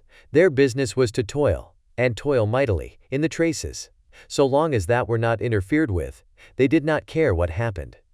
Billy, the good-natured, could lead for all they cared, so long as he kept order. The rest of the team, however, had grown unruly during the last days of Spitz, and their surprise was great now that Buck proceeded to lick them into shape. Pike, who pulled at Buck's heels, and who never put an ounce more of his weight against the breastband than he was compelled to do, was swiftly and repeatedly shaken for loafing, and ere the first day was done, he was pulling more than ever before in his life. The first night in camp, Joe, the sour one, was punished roundly, a thing that Spitz had never succeeded in doing. Buck simply smothered him by virtue of superior weight and cut him up till he ceased snapping and began to whine for mercy. The general tone of the team picked up immediately. It recovered its old-time solidarity, and once more the dogs leaped as one dog in the traces. At the Rink Rapids, 2 native huskies, Teek and Kuna, were added, and the celerity with which Buck broke them in took away Francois's breath. "Never such a dog as dat Buck," he cried. "No, never. Heem worth $1,000 by gar, What you say, Perrault?" And Perrault nodded. He was ahead of the record then, and gaining day by day. The trail was in excellent condition, well packed and hard, and there was no new fallen snow with which to contend. It was not too cold. The temperature dropped to 50 below zero and remained there the whole trip. The men rode and ran by turn, and the dogs were kept on the jump, with but infrequent stoppages. The 30-mile river was comparatively coated with ice, and they covered in one day going out what had taken them 10 days coming in. In one run they made a 60-mile dash from the foot of Lake LaBarge to the White Horse Rapids. Across Marsh, Tagish, and Bennett, 70 miles of lakes, they flew so fast that the man whose turn it was to run towed behind the sled at the end of a rope, and on the last night of the second week they topped White Pass and dropped down the sea slope, with the lights of Skagway and of the shipping at their feet. It was a record run. Each day, for 14 days, they had averaged 40 miles. For 3 days, Perrault and Francois threw chests up and down the main street of Skagway and were deluged with invitations to drink, while the team was the constant center of a worshipful crowd of dogbusters and mushers. Then 3 or 4 Western bad men aspired to clean out the town, were riddled like pepper boxes for their pains, and public interest turned to other idols. Next came official orders. Francois called Buck to him, threw his arms around him, wept over him, and that was the last of Francois and Perrault. Like other men, they passed out of Buck's life for good. A Scotch half-breed took charge of him and his mates, and in company with a dozen other dog teams, he started back over the weary trail to Dawson. It was no light running now, nor record time, but heavy toil each day, with a heavy load behind, for this was the mail train, carrying word from the world to the men who sought gold under the shadow of the pole. Buck did not like it, but he bore up well to the work, taking pride in it after the manner of Dave and Solex, and seeing that his mates, whether they prided in it or not, did their fair share. It was a monotonous life, operating with machine-like regularity. One day was very like another. At a certain time each morning the cooks turned out, fires were built, and breakfast was eaten. Then, while some broke camp, others harnessed the dogs, and they were underway an hour or so before the darkness fell which gave warning of dawn. At night, camp was made. Some pitched the flies, others cut firewood and pine boughs for the beds, and still others carried water or ice for the cooks. Also, the dogs were fed.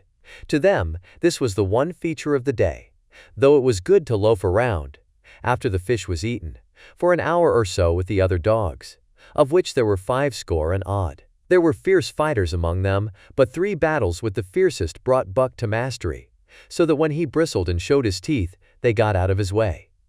Unmount, best of all perhaps, he loved to lie near the fire, hind legs crouched under him, forelegs stretched out in front, head raised, and eyes blinking dreamily at the flames. Sometimes he thought of Judge Miller's big house in the sun-kissed Santa Clara Valley, and of the cement swimming tank, and Isabel, the Mexican hairless, and Toots, the Japanese pug.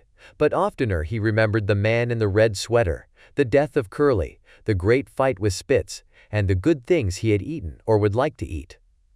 He was not homesick. The Sunland was very dim and distant, and such memories had no power over him. Far more potent were the memories of his heredity, that gave things he had never seen before a seeming familiarity. The instincts, which were but the memories of his ancestors, become habits, which had lapsed in later days, and still later, in him, quickened and become alive again. Sometimes as he crouched there, blinking dreamily at the flames, it seemed that the flames were of another fire, and that as he crouched by this other fire, he saw another and different man from the half-breed cook before him. This other man was shorter of leg and longer of arm, with muscles that were stringy and knotty rather than rounded and swelling. The hair of this man was long and matted, and his head slanted back under it from the eyes. He uttered strange sounds, and seemed very much afraid of the darkness, into which he peered continually, clutching in his hand, which hung midway between knee and foot, a stick with a heavy stone made fast to the end. He was all but naked, a ragged and fire-scorched skin hanging partway down his back, but on his body there was much hair. In some places, across the chest and shoulders and down the outside of the arms and thighs, it was matted into almost a thick fur. He did not stand erect, but with trunk inclined forward from the hips, on legs that bent at the knees. About his body there was a peculiar springiness, or resiliency, almost cat-like, and a quick alertness as of one who lived in perpetual fear of things seen and unseen. At other times this hairy man squatted by the fire with head between his legs and slept. On such occasions his elbows were on his knees, his hands clasped above his head as though to shed rain by the hairy arms. And beyond that fire, in the circling darkness, Buck could see many gleaming coals, 2 by 2, always 2 by 2, which he knew to be the eyes of great beasts of prey. And he could hear the crashing of their bodies through the undergrowth, and the noises they made in the night. And dreaming there by the Yukon bank, with lazy eyes blinking at the fire, these sounds and sights of another world would make the hair to rise along his back and stand on end across his shoulders and up his neck, till he whimpered low and suppressedly, or growled softly. And the half-breed cook shouted at him, "Hey you Buck, wake up!" Whereupon the other world would vanish, and the real world come into his eyes, and he would get up and yawn and stretch as though he had been asleep. It was a hard trip, with the mail behind them, and the heavy work wore them down. They were short of weight and in poor condition when they made Dawson, and should have had a 10 days or a week's rest at least. But in 2 days' time they dropped down the Yukon bank from the barracks, loaded with letters for the outside. The dogs were tired, the drivers grumbling, and to make matters worse, it snowed every day. This meant a soft trail, greater friction on the runners, and heavier pulling for the dogs. Yet the drivers were fair through it all, and did their best for the animals. Each night the dogs were attended to first. They ate before the drivers ate, and no man sought his sleeping robe till he had seen to the feet of the dogs he drove. Still, their strength went down. Since the beginning of the winter, they had traveled 1,800 miles, dragging sleds the whole weary distance. And 1,800 miles will tell upon life of the toughest. Buck stood it, keeping his mates up to their work and maintaining discipline, though he too was very tired. Billy cried and whimpered regularly in his sleep each night. Joe was sourer than ever, and Sol-Lex was unapproachable, blind side or other side. But it was Dave who suffered most of all. Something had gone wrong with him. He became more morose and irritable, and when camp was pitched at once made his nest, where his driver fed him. Once out of the harness and down, he did not get on his feet again till harness-up time in the morning. Sometimes, in the traces, when jerked by a sudden stoppage of the sled, or by straining to start it, he would cry out with pain. The driver examined him, but could find nothing. All the drivers became interested in his case. They talked it over at mealtime, and over their last pipes before going to bed, and one night they held a consultation. He was brought from his nest to the fire, and was pressed and prodded till he cried out many times. Something was wrong inside, but they could locate no broken bones, could not make it out. By the time Cassiar Bar was reached, he was so weak that he was falling repeatedly in the traces. The Scotch half-breed called a halt and took him out of the team, making the next dog, Sol-Lex, fast to the sled. His intention was to rest Dave, letting him run free behind the sled. Sick as he was, Dave resented being taken out, grunting and growling while the traces were unfastened, and whimpering broken-heartedly when he saw Solex in the position he had held and served so long. For the pride of trace and trail was his, and, sick unto death, he could not bear that another dog should do his work. When the sled started, he floundered in the soft snow alongside the beaten trail, attacking Solex with his teeth, rushing against him and trying to thrust him off into the soft snow on the other side, striving to leap inside his traces and get between him and the sled, and all the while whining and yelping and crying with grief and pain. The half-breed tried to drive him away with the whip, but he paid no heed to the stinging lash, and the man had not the heart to strike harder. Dave refused to run quietly on the trail behind the sled, where the going was easy, but continued to flounder alongside in the soft snow, where the going was most difficult, till exhausted. Then he fell, and lay where he fell, howling lugubriously as the long train of sleds churned by. With the last remnant of his strength he managed to stagger along behind, till the train made another stop, when he floundered past the sleds to his own, where he stood alongside Solex. His driver lingered a moment to get a light for his pipe from the man behind. Then he returned and started his dogs. They swung out on the trail with remarkable lack of exertion, turned their heads uneasily, and stopped in surprise. The driver was surprised, too. The sled had not moved. He called his comrades to witness the sight. Dave had bitten through both of Solex's traces and was standing directly in front of the sled in his proper place. He pleaded with his eyes to remain there. The driver was perplexed. His comrades talked of how a dog could break its heart through being denied the work that killed it, and recalled instances they had known, where dogs, too old for the toil or injured, had died because they were cut out of the traces. Also, they held it a mercy, since Dave was to die anyway, that he should die in the traces, heart easy and content. So he was harnessed in again, and proudly he pulled, as of old, though more than once he cried out involuntarily from the bite of his inward hurt. Several times he fell down and was dragged in the traces, and once the sled ran upon him, so that he limped thereafter in one of his hind legs. But he held out till camp was reached, when his driver made a place for him by the fire. Morning found him too weak to travel. At harness-up time he tried to crawl to his driver. By convulsive efforts he got on his feet, staggered, and fell. Then he wormed his way forward slowly toward where the harnesses were being put on his mates. He would advance his forelegs and drag up his body with a sort of hitching movement, when he would advance his forelegs and hitch ahead again for a few more inches. His strength left him, and the last his mates saw of him he lay gasping in the snow and yearning toward them, but they could hear him mournfully howling till they passed out of sight behind a belt of river timber. Here the train was halted. The Scotch half-breed slowly retraced his steps to the camp they had left. The men ceased talking. A revolver shot rang out. The man came back hurriedly. The whips snapped. The bells tinkled merrily. The sleds churned along the trail. But Buck knew, and every dog knew, what had taken place behind the belt of river trees. Chapter 5. The Toil of Trace and Trail. Why? 30 days from the time it left Dawson, the saltwater mail, with Buck and his mates at the fore, arrived at Skagway. They were in a wretched state, worn out and worn down. Buck's 140 pounds had dwindled to 115. The rest of his mates, though lighter dogs, had relatively lost more weight than he. Pike, the malingerer, who, in his lifetime of deceit, had often successfully feigned a hurt leg, was now limping in earnest. Solex was limping, and Dub was suffering from a wrenched shoulder blade. They were all terribly footsore. No spring or rebound was left in them. Their feet fell heavily on the trail, jarring their bodies and doubling the fatigue of a day's travel. There was nothing the matter with them except that they were dead tired. It was not the dead tiredness that comes through brief and excessive effort, from which recovery is a matter of hours.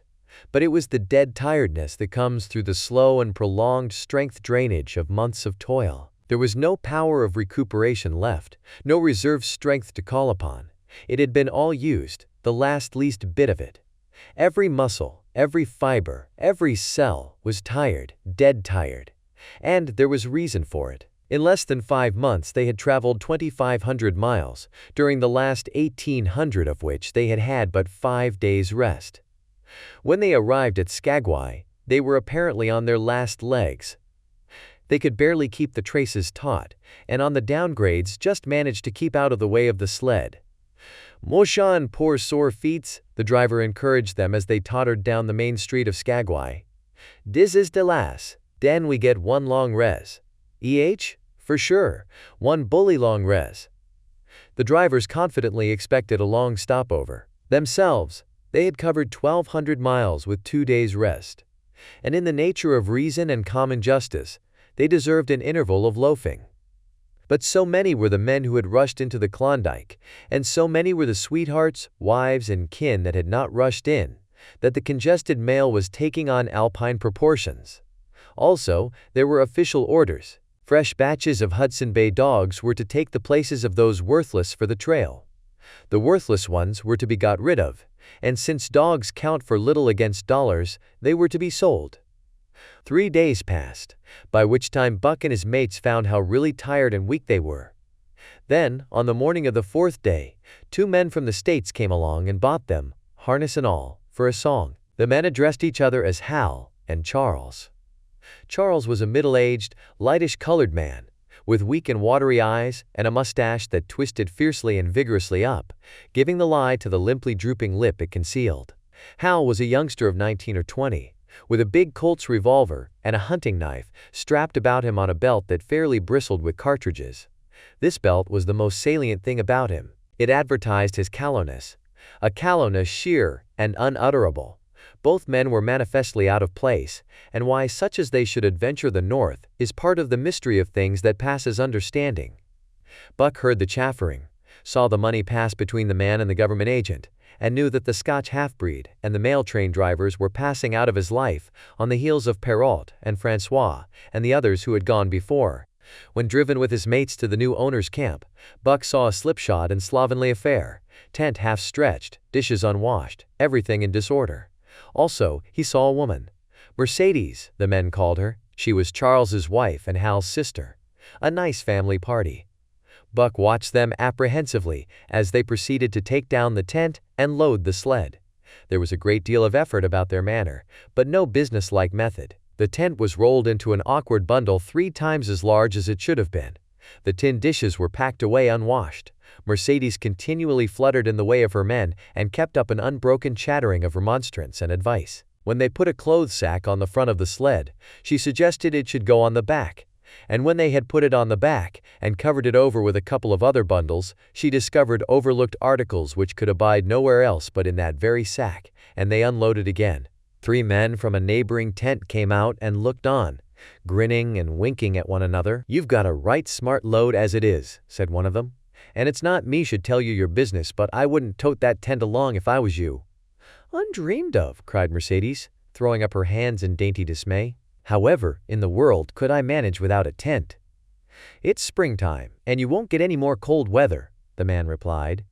She shook her head decidedly, and Charles and Hal put the last odds and ends on top the mountainous load. "Think it'll ride?" one of the men asked. "Why shouldn't it?" Charles demanded rather shortly. "Oh, that's all right, the man hastened meekly to say. "I was just a-wonderin', that is all. It seemed a mite top-heavy." Charles turned his back and drew the lashings down as well as he could, which was not in the least well. "And of course the dogs can hike along all day with that contraption behind them," affirmed a second of the men. "Certainly," said Hal, with freezing politeness, taking hold of the gee-pole with one hand and swinging his whip from the other. "Mush!" he shouted. "Mush on there!" The dogs sprang against the breastbands, strained hard for a few moments, then relaxed. They were unable to move the sled. "The lazy brutes! I'll show them!" he cried, preparing to lash out at them with the whip. But Mercedes interfered, crying, "Oh, Hal, you mustn't!" as she caught hold of the whip and wrenched it from him. "The poor dears, now you must promise you won't be harsh with them for the rest of the trip, or I won't go a step." "Precious lot you know about dogs," her brother sneered, "and I wish you'd leave me alone. They're lazy, I tell you, and you've got to whip them to get anything out of them. That's their way. You ask anyone. Ask one of those men." Mercedes looked at them imploringly, untold repugnance at sight of pain written in her pretty face. "They're weak as water, if you want to know," came the reply from one of the men. "Plumb tuckered out. That's what's the matter. They need a rest." "Rest be blanked," said Hal, with his beardless lips. And Mercedes said, "Oh," in pain and sorrow at the oath. But she was a clannish creature, and rushed at once to the defense of her brother. "Never mind that man," she said pointedly. You're driving our dogs, and you do what you think best with them." Again Hal's whip fell upon the dogs. They threw themselves against the breastbands, dug their feet into the packed snow, got down low to it, and put forth all their strength. The sled held as though it were an anchor. After 2 efforts they stood still, panting. The whip was whistling savagely, when once more Mercedes interfered. She dropped on her knees before Buck, with tears in her eyes, and put her arms around his neck. "You poor, poor dears," she cried sympathetically. "Why don't you pull hard? Then you wouldn't be whipped." Buck did not like her, but he was feeling too miserable to resist her, taking it as part of the day's miserable work. One of the onlookers, who had been clenching his teeth to suppress hot speech, now spoke up. "It's not that I care a whoop what becomes of you, but for the dogs' sakes I just want to tell you, you can help them a mighty lot by breaking out that sled. The runners are froze fast. Throw your weight against the G-pole, right and left, and break it out." A 3rd time the attempt was made. But this time, following the advice, Hal broke out the runners, which had been frozen to the snow. The overloaded and unwieldy sled forged ahead, Buck and his mate struggling frantically under the rain of blows. 100 yards ahead the path turned and sloped steeply into the main street. It would have required an experienced man to keep the top-heavy sled upright, and Hal was not such a man. As they swung on the turn, the sled went over, spilling half its load through the loose lashings. The dogs never stopped. The lightened sled bounded on its side behind them. They were angry because of the ill treatment they had received and the unjust load. Buck was raging. He broke into a run, the team following his lead. Hal cried, "Whoa, whoa," but they gave no heed. He tripped and was pulled off his feet. The capsized sled ground over him, and the dogs dashed on up the street, adding to the gaiety of Skagway as they scattered the remainder of the outfit along its chief thoroughfare. Kind-hearted citizens caught the dogs and gathered up the scattered belongings. Also, they gave advice: half the load and twice the dogs, if they ever expected to reach Dawson, was what was said. Hal and his sister and brother-in-law listened unwillingly, pitched tent, and overhauled the outfit. Canned goods were turned out that made men laugh, for canned goods on the long trail is a thing to dream about. "Blankets for a hotel," quoth one of the men who laughed and helped. "Half as many is too much. Get rid of them. Throw away that tent and all those dishes. Who's going to wash them anyway? Good Lord, do you think you're traveling on a Pullman?" And so it went, the inexorable elimination of the superfluous. Mercedes cried when her clothes bags were dumped on the ground and article after article was thrown out. She cried in general, and she cried in particular over each discarded thing. She clasped hands about knees, rocking back and forth broken-heartedly. She averred she would not go an inch, not for a dozen Charleses. She appealed to everybody and to everything, finally wiping her eyes and proceeding to cast out even articles of apparel that were imperative necessaries. And in her zeal, when she had finished with her own, she attacked the belongings of her men and went through them like a tornado. This accomplished, the outfit, though cut in half, was still a formidable bulk. Charles and Hal went out in the evening and bought 6 outside dogs. These, added to the 6 of the original team, Antique and Kuna, the huskies obtained at the Rink Rapids on the record trip, brought the team up to 14. But the outside dogs, though practically broken in since their landing, did not amount to much. 3 were short-haired pointers, 1 was a Newfoundland, and the other 2 were mongrels of indeterminate breed. They did not seem to know anything, these newcomers. Buck and his comrades looked upon them with disgust, and though he speedily taught them their places and what not to do, he could not teach them what to do. They did not take kindly to trace and trail. With the exception of the 2 mongrels, they were bewildered and spirit-broken by the strange savage environment in which they found themselves and by the ill treatment they had received. The 2 mongrels were without spirit at all. Bones were the only things breakable about them. With the newcomers hopeless and forlorn, and the old team worn out by 2,500 miles of continuous trail, the outlook was anything but bright. The 2 men, however, were quite cheerful. And they were proud, too. They were doing the thing in style, with 14 dogs. They had seen other sleds depart over the pass for Dawson, or come in from Dawson, but never had they seen a sled with so many as 14 dogs. In the nature of Arctic travel, there was a reason why 14 dogs should not drag one sled, and that was that one sled could not carry the food for 14 dogs. But Charles and Hal did not know this. They had worked the trip out with a pencil, so much to a dog, so many dogs, so many days. QED Mercedes looked over their shoulders and nodded comprehensively. It was all so very simple. Late next morning, Buck led the long team up the street. There was nothing lively about it, no snap or go in him and his fellows. They were starting dead weary. 4 times he had covered the distance between Saltwater and Dawson, and the knowledge that, jaded and tired, he was facing the same trail once more, made him bitter. His heart was not in the work, nor was the heart of any dog. The outsides were timid and frightened, the insides without confidence in their masters. Buck felt vaguely that there was no depending upon these 2 men and the woman. They did not know how to do anything, and as the days went by it became apparent that they could not learn. They were slack in all things, without order or discipline. It took them half the night to pitch a slovenly camp, and half the morning to break that camp and get the sled loaded in fashion, so slovenly that for the rest of the day they were occupied in stopping and rearranging the load. Some days they did not make 10 miles. On other days they were unable to get started at all. And on no day did they succeed in making more than half the distance used by the men as a basis in their dog food computation. It was inevitable that they should go short on dog food. But they hastened it by overfeeding, bringing the day nearer when underfeeding would commence. The outside dogs, whose digestions had not been trained by chronic famine to make the most of little, had voracious appetites.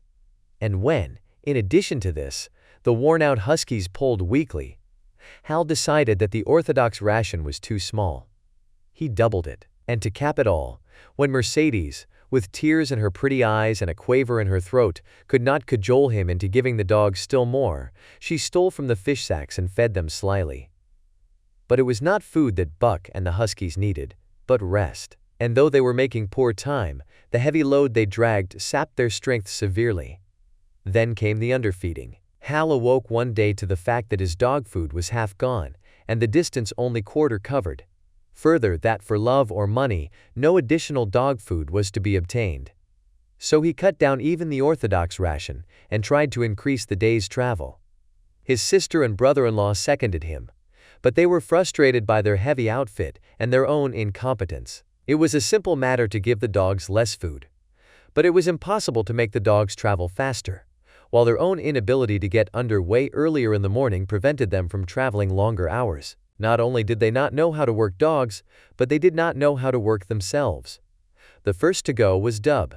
Poor blundering thief that he was, always getting caught and punished, he had nonetheless been a faithful worker. His wrenched shoulder blade, untreated and unrested, went from bad to worse, till finally Hal shot him with the big Colt's revolver. It is a saying of the country that an outside dog starves to death on the ration of the husky, so the 6 outside dogs under Buck could do no less than die on half the ration of the husky. The Newfoundland went first, followed by the 3 short-haired pointers, the 2 mongrels hanging more grittily on to life, but going in the end. By this time all the amenities and gentlenesses of the Southland had fallen away from the 3 people. Shorn of its glamour and romance, Arctic travel became to them a reality too harsh for their manhood and womanhood. Mercedes ceased weeping over the dogs, being too occupied with weeping over herself, and with quarreling with her husband and brother. To quarrel was the one thing they were never too weary to do. Their irritability arose out of their misery, increased with it, doubled upon it, outdistanced it. The wonderful patience of the trail, which comes to men who toil hard and suffer sore, and remain sweet of speech and kindly, did not come to these 2 men and the woman. They had no inkling of such a patience. They were stiff and in pain. Their muscles ached, their bones ached, their very hearts ached, and because of this, they became sharp of speech, and hard words were first on their lips in the morning and last at night. Charles and Hal wrangled whenever Mercedes gave them a chance. It was the cherished belief of each that he did more than his share of the work, and neither forbore to speak this belief at every opportunity. Sometimes Mercedes sided with her husband, sometimes with her brother. The result was a beautiful and unending family quarrel, starting from a dispute as to which should chop a few sticks for the fire, a dispute which concerned only Charles and Hal. Presently would be lugged in the rest of the family, fathers, mothers, uncles, cousins, people thousands of miles away, and some of them dead. That Hal's views on art, or the sort of society plays his mother's brother wrote, should have anything to do with the chopping of a few sticks of firewood, passes comprehension, Nevertheless, the quarrel was as likely to tend in that direction as in the direction of Charles's political prejudices, and that Charles's sister's tale-bearing tongue should be relevant to the building of a Yukon fire was apparent only to Mercedes, who disburdened herself of copious opinions upon that topic, and incidentally upon a few other traits unpleasantly peculiar to her husband's family. In the meantime, the fire remained unbuilt, the camp half-pitched, and the dogs unfed. Mercedes nursed a special grievance, the grievance of sex. She was pretty and soft, and had been chivalrously treated all her days. But the present treatment by her husband and brother was everything save chivalrous. It was her custom to be helpless, they complained. Upon which impeachment of what to her was her most essential sex prerogative, she made their lives unendurable. She no longer considered the dogs, and because she was sore and tired, she persisted in riding on the sled. She was pretty and soft, but she weighed 120 pounds, a lusty last straw to the load, dragged by the weak and starving animals. She rode for days, till they fell in the traces and the sled stood still. Charles and Hal begged her to get off and walk, pleaded with her, entreated, the while she wept and importuned heaven with a recital of their brutality. On one occasion, they took her off the sled by main strength. They never did it again. She let her legs go limp like a spoiled child, and sat down on the trail. They went on their way, but she did not move. After they had traveled 3 miles, they unloaded the sled, came back for her, and by main strength put her on the sled again. In the excess of their own misery, they were callous to the suffering of their animals. Hal's theory, which he practiced on others, was that one must get hardened. He had started out preaching it to his sister and brother-in-law. Failing there, he hammered it into the dogs with a club.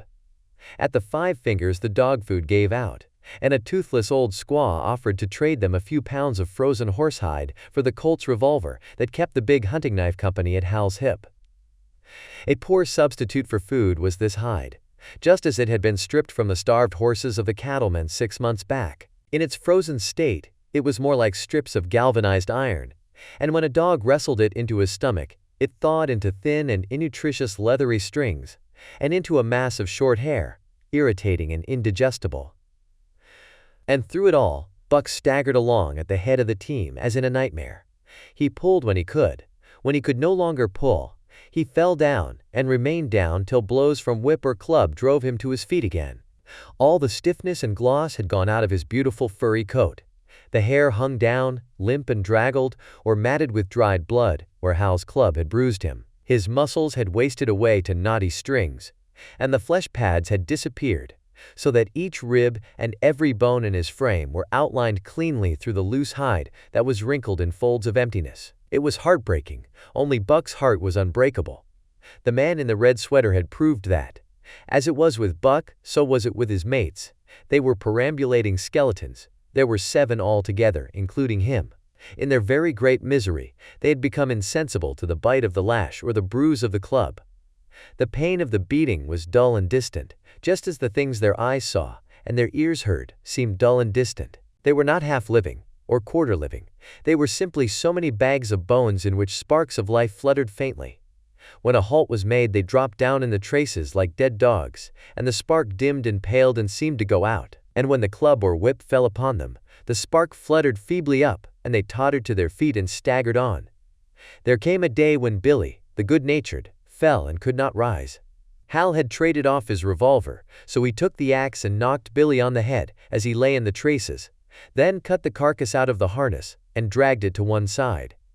Buck saw, and his mates saw, and they knew that this thing was very close to them. On the next day Kuno went, and but 5 of them remained. Joe, too far gone to be malignant. Pike, crippled and limping, only half conscious and not conscious enough longer to malinger. Sol Lex, the one-eyed, still faithful to the toil of trace and trail, and mournful in that he had so little strength with which to pull. Teek, who had not traveled so far that winter and who was now beaten more than the others because he was fresher. And Buck, still at the head of the team but no longer enforcing discipline or striving to enforce it, blind with weakness half the time, and keeping the trail by. It was beautiful spring weather, but neither dogs nor humans were aware of it. Each day the sun rose earlier and set later.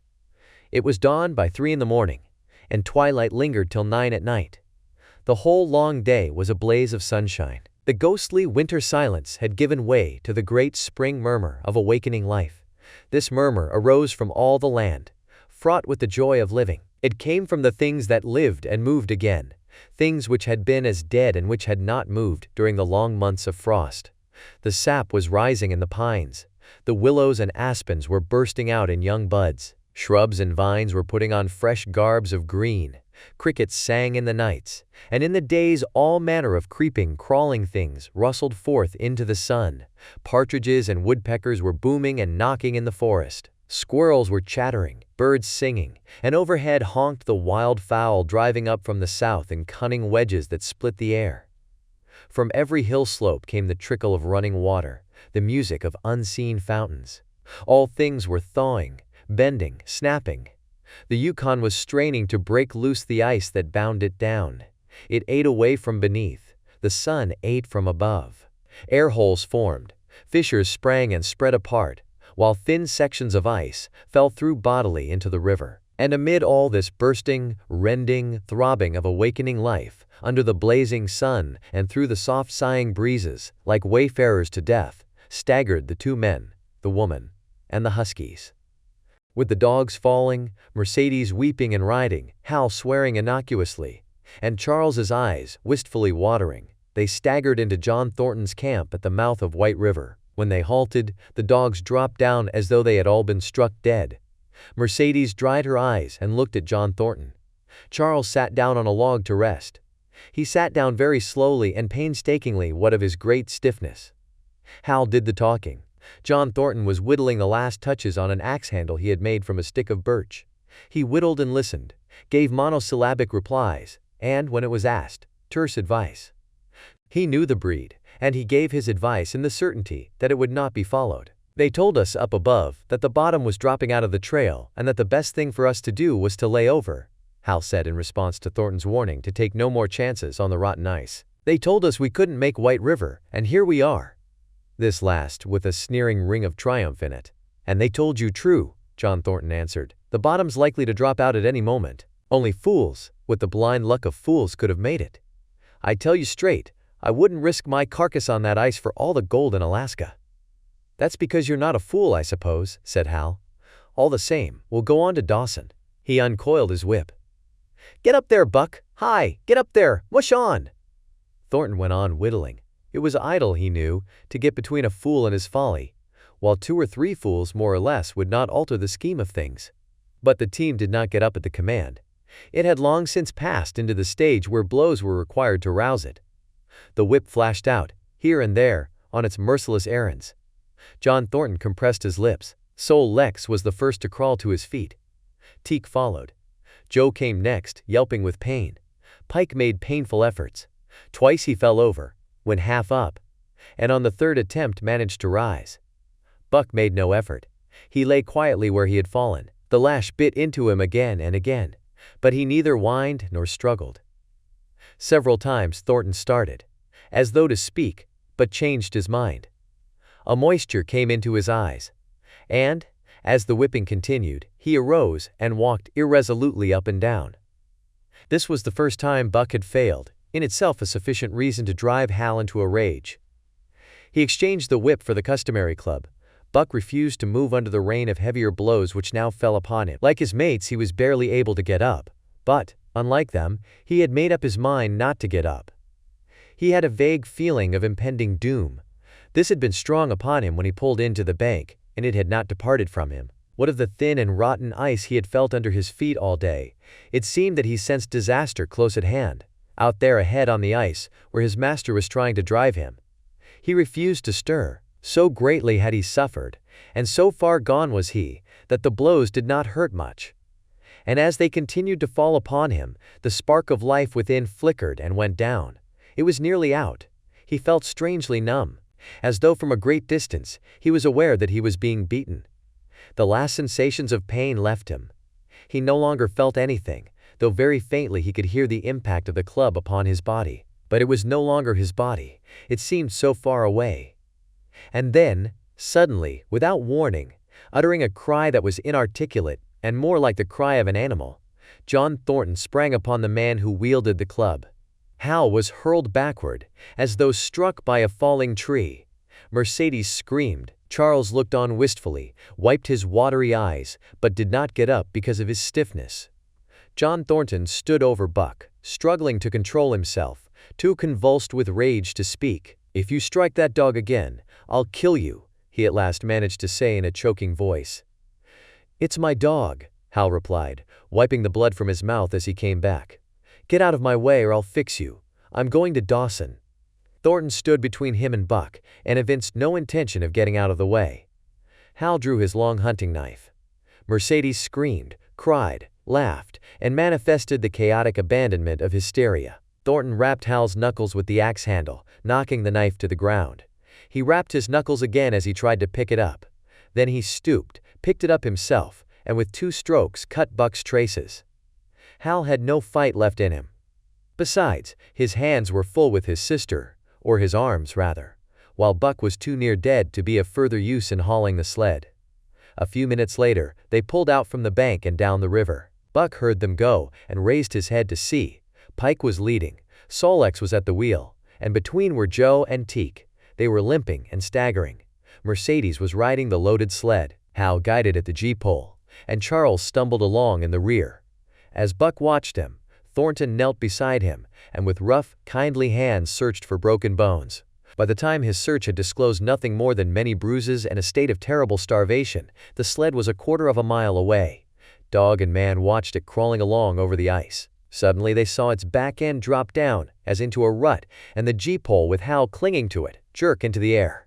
Mercedes' scream came to their ears. They saw Charles turn and make one step to run back, and then a whole section of ice give way and dogs and humans disappear. A yawning hole was all that was to be seen. The bottom had dropped out of the trail. John Thornton and Buck looked at each other. "You poor devil," said John Thornton, and Buck licked his hand. Chapter 6. For the Love of a Man. When John Thornton froze his feet in the previous December, his partners had made him comfortable and left him to get well, going on themselves up the river to get out a raft of saw logs for Dawson. He was still limping slightly at the time he rescued Buck, but with the continued warm weather even the slight limp left him. And here, lying by the riverbank through the long spring days, watching the running water, listening lazily to the songs of birds and the hum of nature, Buck slowly won back his strength. A rest comes very good after one has traveled 3,000 miles. And it must be confessed that Buck waxed lazy as his wounds healed, his muscles swelled out, and the flesh came back to cover his bones. For that matter, they were all loafing, Buck, John Thornton, and Skeet and Nig, waiting for the raft to come that was to carry them down to Dawson. Skeet was a little Irish setter who early made friends with Buck, who, in a dying condition, was unable to resent her first advances. She had the doctor trait which some dogs possess, and as a mother cat washes her kittens, so she washed and cleansed Buck's wounds regularly. Each morning after he had finished his breakfast, she performed her self-appointed task, till he came to look for her ministrations as much as he did for Thornton's. Nig, equally friendly, though less demonstrative, was a huge black dog, half bloodhound and half deerhound, with eyes that laughed and a boundless good nature. To Buck's surprise, these dogs manifested no jealousy toward him. They seemed to share the kindliness and largeness of John Thornton. As Buck grew stronger, they enticed him into all sorts of ridiculous games, in which Thornton himself could not forbear to join. And in this fashion Buck romped through his convalescence and into a new existence. Love, genuine passionate love, was his for the first time. This he had never experienced at Judge Miller's down in the sun-kissed Santa Clara Valley. With the Judge's sons, hunting and tramping, it had been a working partnership. With the Judge's grandsons, a sort of pompous guardianship, and with the Judge himself, a stately and dignified friendship. But love, that was feverish and burning, that was adoration, that was madness, it had taken John Thornton to arouse. This man had saved his life, which was something. But further, he was the ideal master. Other men saw to the welfare of their dogs, from a sense of duty and business expediency. He saw to the welfare of his, as if they were his own children, because he could not help it. And he saw further. He never forgot a kindly greeting or a cheering word, and to sit down for a long talk with them, gas he called it, was as much his delight as theirs. He had a way of taking Buck's head roughly between his hands, and resting his own head upon Buck's, of shaking him back and forth, the while calling him ill names that to Buck were love names. Buck knew no greater joy than that rough embrace and the sound of murmured oaths, and at each jerk back and forth, it seemed that his heart would be shaken out of his body, so great was its ecstasy. And when, released, he sprang to his feet, his mouth laughing, his eyes eloquent, his throat vibrant with unuttered sound, and in that fashion remained without movement, John Thornton would reverently exclaim, "God, you can all but speak." Buck had a trick of love expression that was akin to hurt. He would often seize Thornton's hand in his mouth and close so fiercely that the flesh bore the impress of his teeth for some time afterward. And as Buck understood the oaths to be love words, so the man understood this feigned bite for a caress. For the most part, however, Buck's love was expressed in adoration. While he went wild with happiness when Thornton touched him or spoke to him, he did not seek these tokens. Unlike Skeet, who was wont to shove her nose under Thornton's hand and nudge till petted, or Nig, who would stalk up and rest his great head on Thornton's knee, Buck was content to adore at a distance. He would lie by the hour, eager, alert, at Thornton's feet, looking up into his face, dwelling upon it, studying it, following with keenest interest each fleeting expression, every movement or change of feature. Or, as chance might have it, he would lie farther away, to the side or rear, watching the outlines of the man and the occasional movements of his body. And often, such was the communion in which they lived, the strength of Buck's gaze would draw John Thornton's head around, and he would return the gaze, without speech, his heart shining out of his eyes, as Buck's heart shone out. For a long time after his rescue, Buck did not like Thornton to get out of his sight. From the moment he left the tent to when he entered it again, Buck would follow at his heels. His transient masters, since he had come into the Northland, had bred in him a fear that no master could be permanent. He was afraid that Thornton would pass out of his life, as Perrault and Francois and the Scotch half-breed had passed out. Even in the night, in his dreams, he was haunted by this fear. At such times he would shake off sleep and creep through the chill to the flap of the tent, where he would stand and listen to the sound of his master's breathing. But in spite of this great love, he bore John Thornton, which seemed to bespeak the soft civilizing influence, the strain of the primitive, which the Northland had aroused in him, remained alive and active. Faithfulness and devotion, things born of fire and roof, were his. Yet he retained his wildness and wiliness. He was a thing of the wild, come in from the wild to sit by John Thornton's fire, rather than a dog of the soft Southland stamped with the marks of generations of civilization. Because of his very great love, he could not steal from this man, but from any other man, in any other camp. He did not hesitate an instant, while the cunning with which he stole enabled him to escape detection. His face and body were scored by the teeth of many dogs, and he fought as fiercely as ever, and more shrewdly. Skeet and Nig were too good-natured for quarreling. Besides, they belonged to John Thornton. But the strange dog, no matter what the breed or valor, swiftly acknowledged Buck's supremacy, or found himself struggling for life with a terrible antagonist. And Buck was merciless. He had learned well the law of club and fang, and he never forewent an advantage, or drew back from a foe he had started on the way to death. He had lessoned from Spitz, and from the chief fighting dogs of the police and mail, and knew there was no middle course. He must master or be mastered, while to show mercy was a weakness. Mercy did not exist in the primordial life. It was misunderstood for fear, and such misunderstandings made for death. Kill or be killed, eat or be eaten, was the law. And this mandate, down out of the depths of time, he obeyed. He was older than the days he had seen, and the breaths he had drawn. He linked the past with the present, and the eternity behind him throbbed through him in a mighty rhythm to which he swayed, as the tides and seasons swayed. He sat by John Thornton's fire, a broad-breasted dog, white-fanged and long-furred, but behind him were the shades of all manner of dogs, half-wolves and wild wolves, urgent and prompting, tasting the savor of the meat he ate, thirsting for the water he drank, scenting the wind with him, listening with him and telling him the sounds made by the wild life in the forest, dictating his moods, directing his actions, lying down to sleep with him when he lay down, and dreaming with him and beyond him, and becoming themselves the stuff of his. So peremptorily did these shades beckon him, that each day mankind and the claims of mankind slipped farther from him, Deep in the forest, a call was sounding, and as often as he heard this call, mysteriously thrilling and luring, he felt compelled to turn his back upon the fire and the beaten earth around it, and to plunge into the forest, and on, he knew not where or why, nor did he wonder where or why, the call sounding imperiously, deep in the forest. But as often as he gained the soft, unbroken earth and the green shade, the love for John Thornton drew him back to the fire again.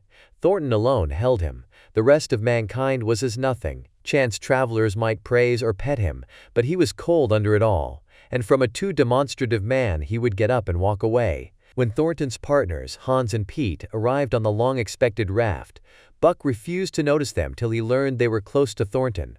After that, he tolerated them in a passive sort of way, accepting favors from them as though he favored them by accepting. They were of the same large type as Thornton, living close to the earth, thinking simply and seeing clearly. And ere they swung the raft into the big eddy by the sawmill at Dawson, they understood Buck and his ways, and did not insist upon an intimacy such as obtained with Skeet and Nig. For Thornton, however, his love seemed to grow and grow. He, alone among men, could put a pack upon Buck's back in the summer traveling. Nothing was too great for Buck to do, when Thornton commanded. One day, they had grub-staked themselves from the proceeds of the raft and left Dawson for the headwaters of the Tanana. The men and dogs were sitting on the crest of a cliff which fell away, straight down, to naked bedrock 300 feet below. John Thornton was sitting near the edge, Buck at his shoulder. A thoughtless whim seized Thornton, and he drew the attention of Hans and Pete to the experiment he had in mind. "Jump, Buck," he commanded, sweeping his arm out and over the chasm. The next instant he was grappling with Buck on the extreme edge, while Hans and Pete were dragging them back into safety.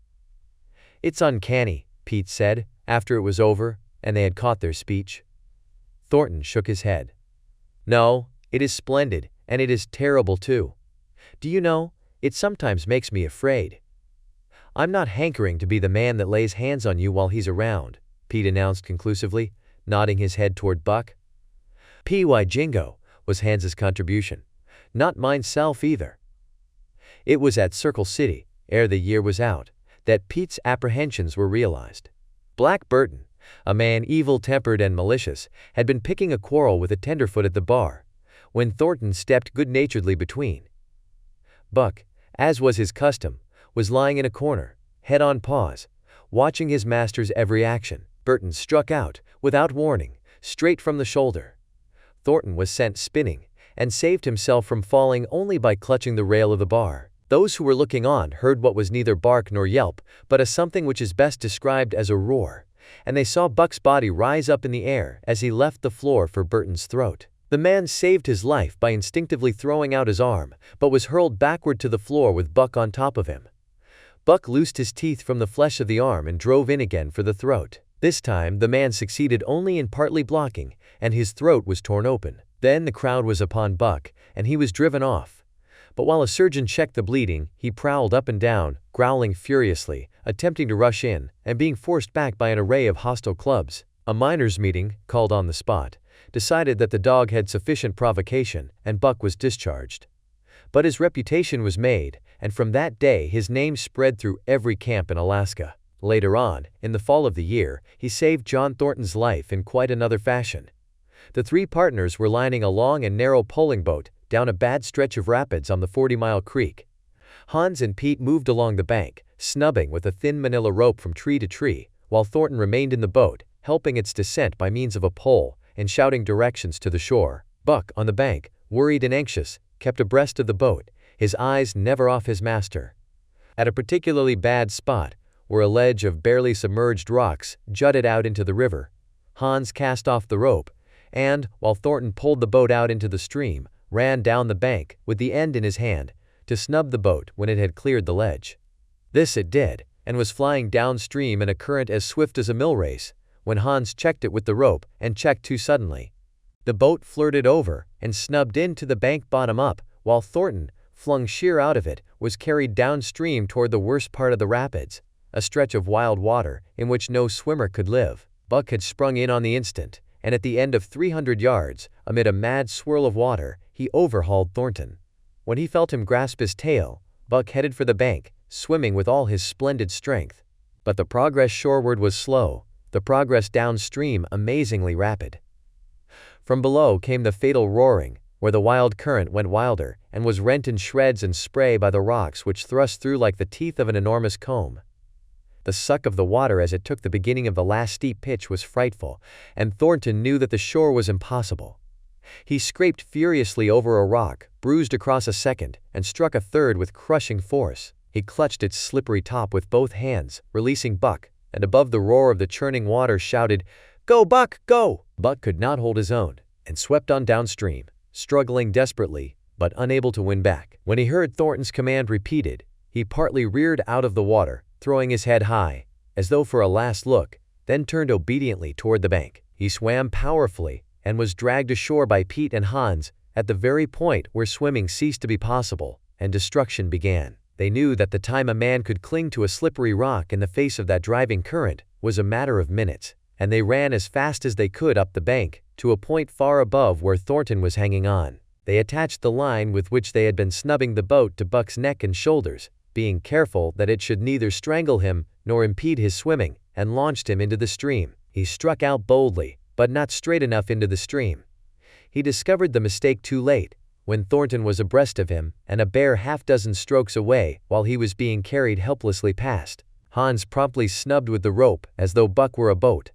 The rope thus tightening on him in the sweep of the current, he was jerked under the surface, and under the surface he remained till his body struck against the bank and he was hauled out. He was half drowned, and Hans and Pete threw themselves upon him, pounding the breath into him and the water out of him. He staggered to his feet and fell down. The faint sound of Thornton's voice came to them, and though they could not make out the words of it, they knew that he was in his extremity. His master's voice acted on Buck like an electric shock. He sprang to his feet and ran up the bank ahead of the men to the point of his previous departure. Again the rope was attached and he was launched, and again he struck out, but this time straight into the stream. He had miscalculated once, but he would not be guilty of it a second time. Hans paid out the rope, permitting no slack, while Pete kept it clear of coils. Buck held on till he was on a line straight above Thornton.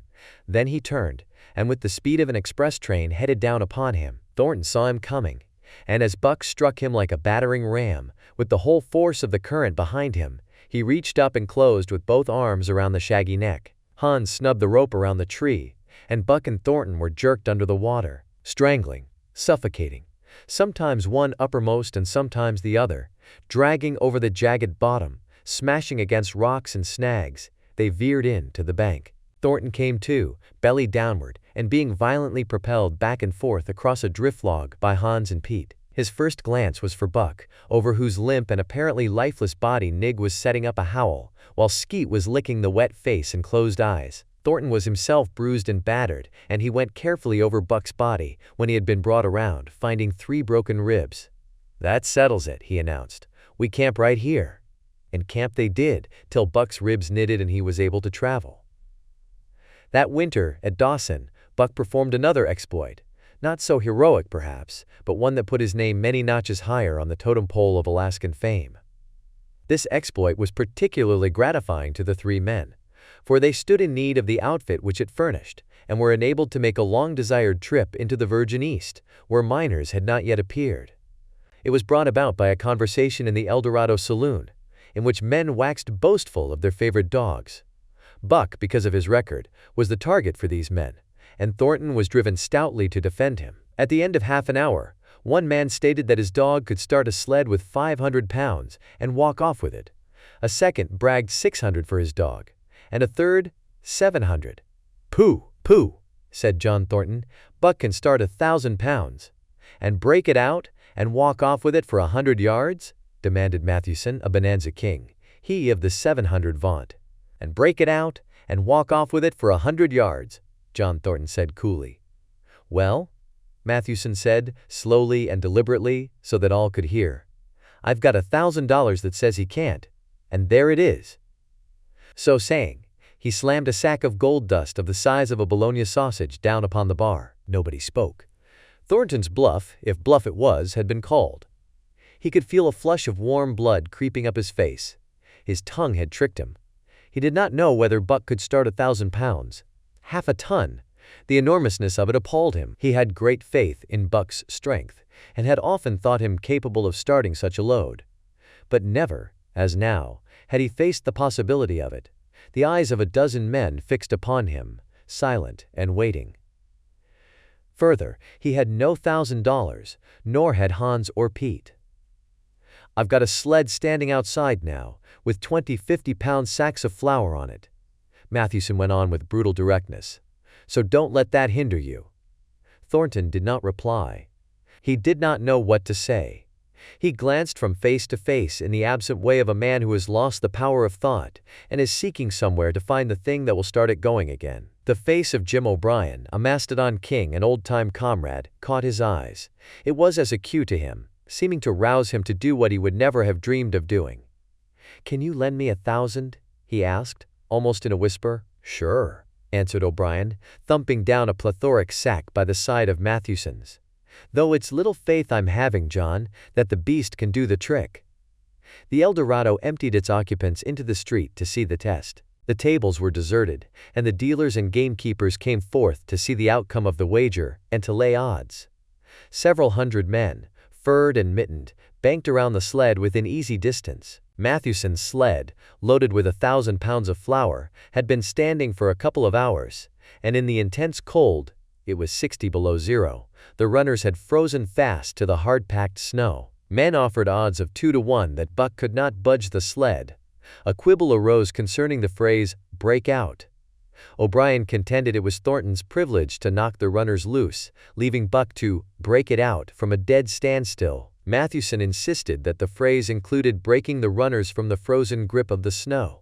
A majority of the men who had witnessed the making of the bet decided in his favor, whereat the odds went up to 3-1 against Buck. There were no takers. Not a man believed him capable of the feat. Thornton had been hurried into the wager, heavy with doubt, and now that he looked at the sled itself, the concrete fact, with the regular team of 10 dogs curled up in the snow before it, the more impossible the task appeared. Mathewson waxed jubilant. 3-1, he proclaimed. "I'll lay you another 1,000 at that figure, Thornton. What do you say?" Thornton's doubt was strong in his face, but his fighting spirit was aroused. The fighting spirit that soars above odds, fails to recognize the impossible, and is deaf to all save the clamor for battle. He called Hans and Pete to him. Their sacks were slim, and with his own, the three partners could rake together only $200.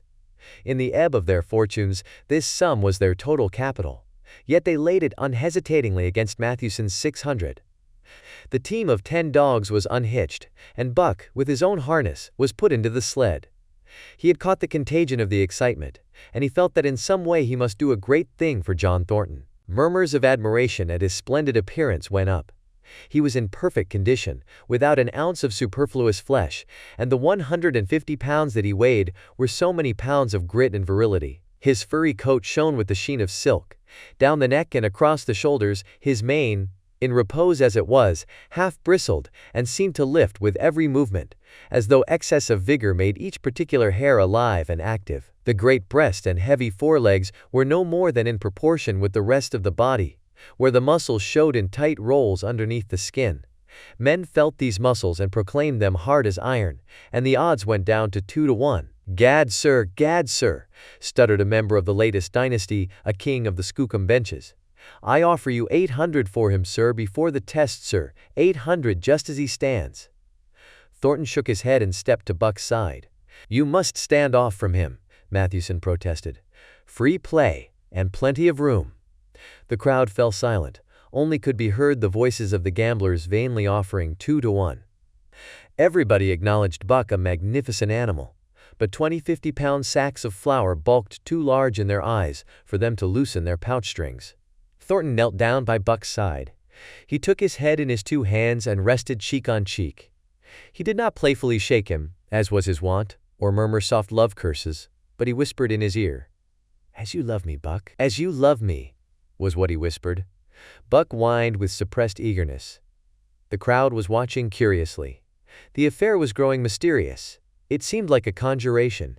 As Thornton got to his feet, Buck seized his mittened hand between his jaws, pressing in with his teeth and releasing slowly, half reluctantly. It was the answer, in terms, not of speech, but of love. Thornton stepped well back. "Now, Buck," he said. Buck tightened the traces, then slacked them for a matter of several inches. It was the way he had learned. "Gee!" Thornton's voice rang out, sharp in the tense silence. Buck swung to the right, ending the movement in a plunge that took up the slack, and with a sudden jerk arrested his 150 pounds. The load quivered, and from under the runners arose a crisp crackling. "Haw!" Thornton commanded. Buck duplicated the maneuver, this time to the left. The crackling turned into a snapping, the sled pivoting and the runners slipping and grating several inches to the side. The sled was broken out. Men were holding their breaths, intensely unconscious of the fact. "Now, mush!" Thornton's command cracked out like a pistol shot. Buck threw himself forward, tightening the traces with a jarring lunge.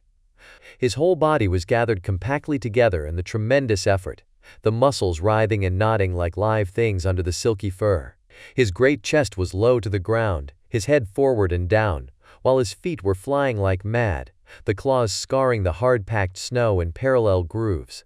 The sled swayed and trembled, half started forward. One of his feet slipped, and one man groaned aloud. Then the sled lurched ahead in what appeared a rapid succession of jerks, though it never really came to a dead stop again. Half an inch, 2 inches. The jerks perceptibly diminished. As the sled gained momentum, he caught them up, till it was moving steadily along. Men gasped and began to breathe again, unaware that for a moment they had ceased to breathe. Thornton was running behind, encouraging Buck with short, cheery words. The distance had been measured off, and as he neared the pile of firewood which marked the end of the 100 yards, a cheer began to grow and grow, which burst into a roar as he passed the firewood and halted at command. Every man was tearing himself loose, even Matthewson. Hats and mittens were flying in the air. Men were shaking hands, it did not matter with whom, and bubbling over in a general incoherent babble. But Thornton fell on his knees beside Buck. Head was against head, and he was shaking him back and forth. Those who hurried up heard him cursing Buck, and he cursed him long and fervently, and softly and lovingly. Gad, sir, spluttered the Skookum Bench King. "I'll give you 1,000 for him, sir, 1,000, sir, 1,200, sir." Thornton rose to his feet. His eyes were wet. The tears were streaming frankly down his cheeks. "Sir," he said to the Skookum Bench King, "no, sir, you can go to hell, sir. It's the best I can do for you, sir." Buck seized Thornton's hand in his teeth. Thornton shook him back and forth. As though animated by a common impulse, the onlookers drew back to a respectful distance, nor were they again indiscreet enough to interrupt. Chapter 7. The Sounding of the Call. When Buck earned $1,600 in 5 minutes for John Thornton, he made it possible for his master to pay off certain debts and to journey with his partners into the East after a fabled lost mine, the history of which was as old as the history of the country. Many men had sought it, few had found it, and more than a few there were who had never returned from the quest. This lost mine was steeped in tragedy and shrouded in mystery. No one knew of the first man. The oldest tradition stopped before it got back to him. From the beginning, there had been an ancient and ramshackle cabin. Dying men had sworn to it, and to the mine the site of which it marked, clinching their testimony with nuggets that were unlike any known grade of gold in the Northland. But no living man had looted this treasure house, and the dead were dead. Wherefore John Thornton and Pete and Hans, with Buck and half a dozen other dogs, faced into the East on an unknown trail to achieve where men and dogs as good as themselves had failed. They sledded 70 miles up the Yukon, swung to the left into the Stewart River, passed the Mayo and the McQuestion, and held on until the Stewart itself became a streamlet, threading the upstanding peaks which marked the backbone of the continent. John Thornton asked little of man or nature. He was unafraid of the wild. With a handful of salt and a rifle he could plunge into the wilderness and fare wherever he pleased and as long as he pleased. Being in no haste Indian fashion, he hunted his dinner in the course of the day's travel, and if he failed to find it, like the Indian, he kept on traveling, secure in the knowledge that sooner or later he would come to it. So on this great journey into the East, straight meat was the bill of fare, ammunition and tools principally made up the load on the sled, and the time card was drawn upon the limitless future. To Buck it was boundless delight, this hunting, fishing, and indefinite wandering through strange places. For weeks at a time they would hold on steadily, day after day, and for weeks upon end they would camp, here and there, the dogs loafing and the men burning holes through frozen muck and gravel and washing countless pans of dirt by the heat of the fire. Sometimes they went hungry, sometimes they feasted riotously, all according to the abundance of game and the fortune of hunting. Summer arrived, and dogs and men packed on their backs, rafted across blue mountain lakes, and descended or ascended unknown rivers in slender boats whipsawed from the standing forest. The months came and went, and back and forth they twisted through the uncharted vastness, where no men were, and yet where men had been if the lost cabin were true. They went across divides in summer blizzards, shivered under the midnight sun on naked mountains between the timberline and the eternal snows, dropped into summer valleys amid swarming gnats and flies, and in the shadows of glaciers picked strawberries and flowers as ripe and fair as any the Southland could boast. In the fall of the year they penetrated a weird lake country, sad and silent, where wildfowl had been, but where then there was no life nor sign of life, only the blowing of chill winds, the forming of ice in sheltered places, and the melancholy rippling of waves on lonely beaches. And through another winter they wandered on the obliterated trails of men who had gone before. Once they came upon a path blazed through the forest, an ancient path, and the lost cabin seemed very near. But the path began nowhere and ended nowhere, and it remained mystery, as the man who made it and the reason he made it remained mystery. Another time they chanced upon the time-graven wreckage of a hunting lodge, and amid the shreds of rotted blankets, John Thornton found a long-barreled flintlock. He knew it for a Hudson Bay Company gun of the young days in the Northwest, when such a gun was worth its height in beaver skins packed flat. And that was all no hint as to the man who in an early day had reared the lodge and left the gun among the blankets. Spring came on once more, and at the end of all their wandering they found, not the lost cabin, but a shallow placer in a broad valley, where the gold showed like yellow butter across the bottom of the washing pan. They sought no farther. Each day they worked earned them thousands of dollars in clean dust and nuggets, and they worked every day. The gold was sacked in moose-hide bags, 50 pounds to the bag, and piled like so much firewood outside the Spruce Bough Lodge. Like giants they toiled, days flashing on the heels of days like dreams as they heaped the treasure up. There was nothing for the dogs to do, save the hauling in of meat now and again that Thornton killed, and Buck spent long hours musing by the fire.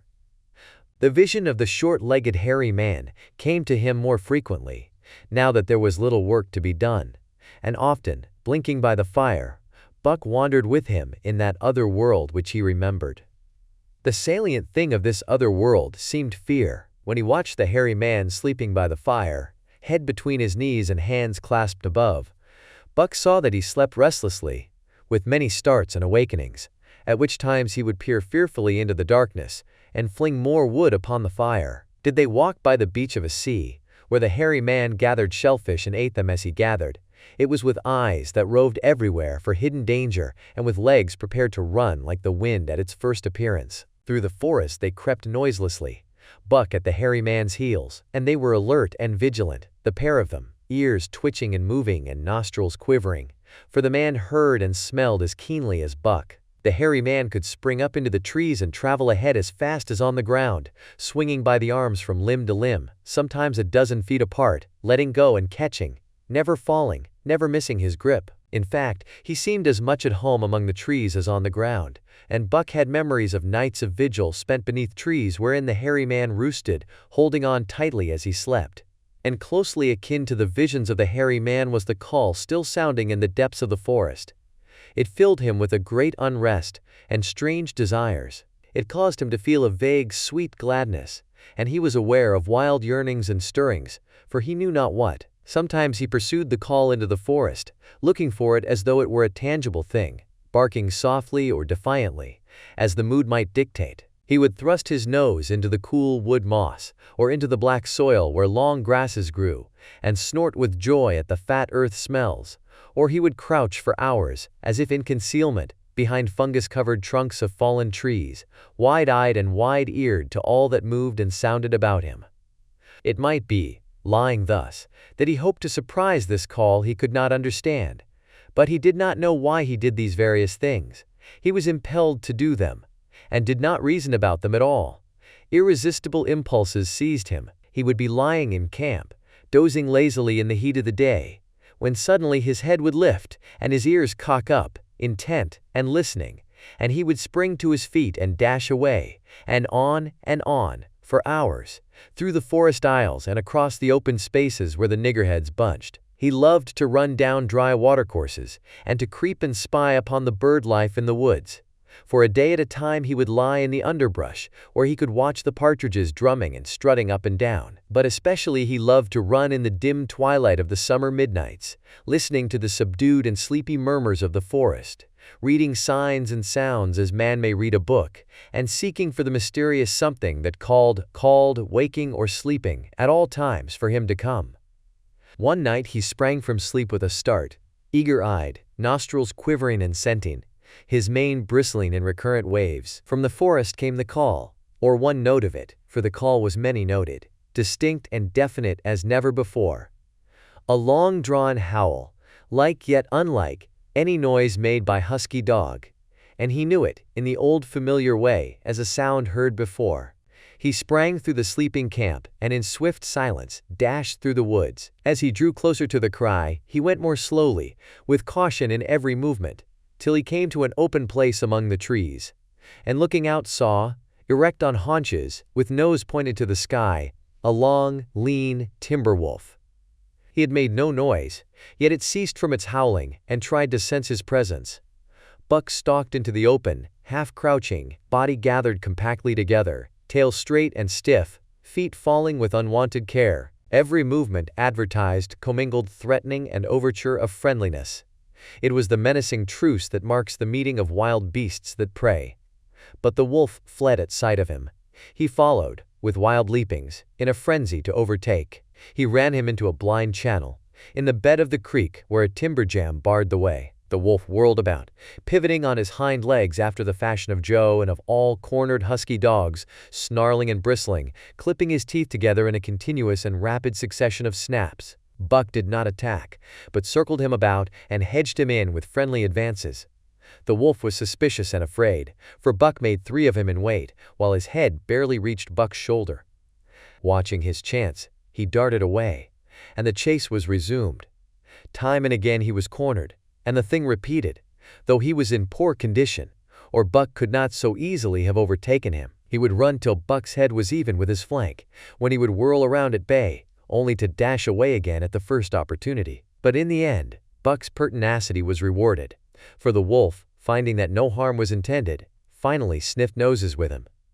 Then they became friendly, and played about in the nervous, half-coy way with which fierce beasts belie their fierceness. After some time of this, the wolf started off at an easy lope in a manner that plainly showed he was going somewhere. He made it clear to Buck that he was to come, and they ran side by side through the somber twilight, straight up the creek bed, into the gorge from which it issued, and across the bleak divide where it took its rise. On the opposite slope of the watershed, they came down into a level country where were great stretches of forest and many streams, and through these great stretches they ran steadily, hour after hour, the sun rising higher and the day growing warmer. Buck was wildly glad. He knew he was at last answering the call, running by the side of his wood brother toward the place from where the call surely came. Old memories were coming upon him fast, and he was stirring to them, as of old he stirred to the realities of which they were the shadows. He had done this thing before, somewhere in that other and dimly remembered world, and he was doing it again now, running free in the open, the unpacked earth underfoot, the wide sky overhead. They stopped by a running stream to drink, and, stopping, Buck remembered John Thornton. He sat down. The wolf started on toward the place from where the call surely came, then returned to him, sniffing noses, and making actions as though to encourage him. But Buck turned about and started slowly on the back track.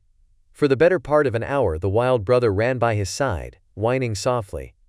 Then he sat down, pointed his nose upward, and howled. It was a mournful howl, and as Buck held steadily on his way, he heard it grow faint and fainter until it was lost in the distance. John Thornton was eating dinner when Buck dashed into camp and sprang upon him in a frenzy of affection, overturning him, scrambling upon him, licking his face, biting his hand, playing the general tomfool, as John Thornton characterized it, the while he shook Buck back and forth and cursed him lovingly.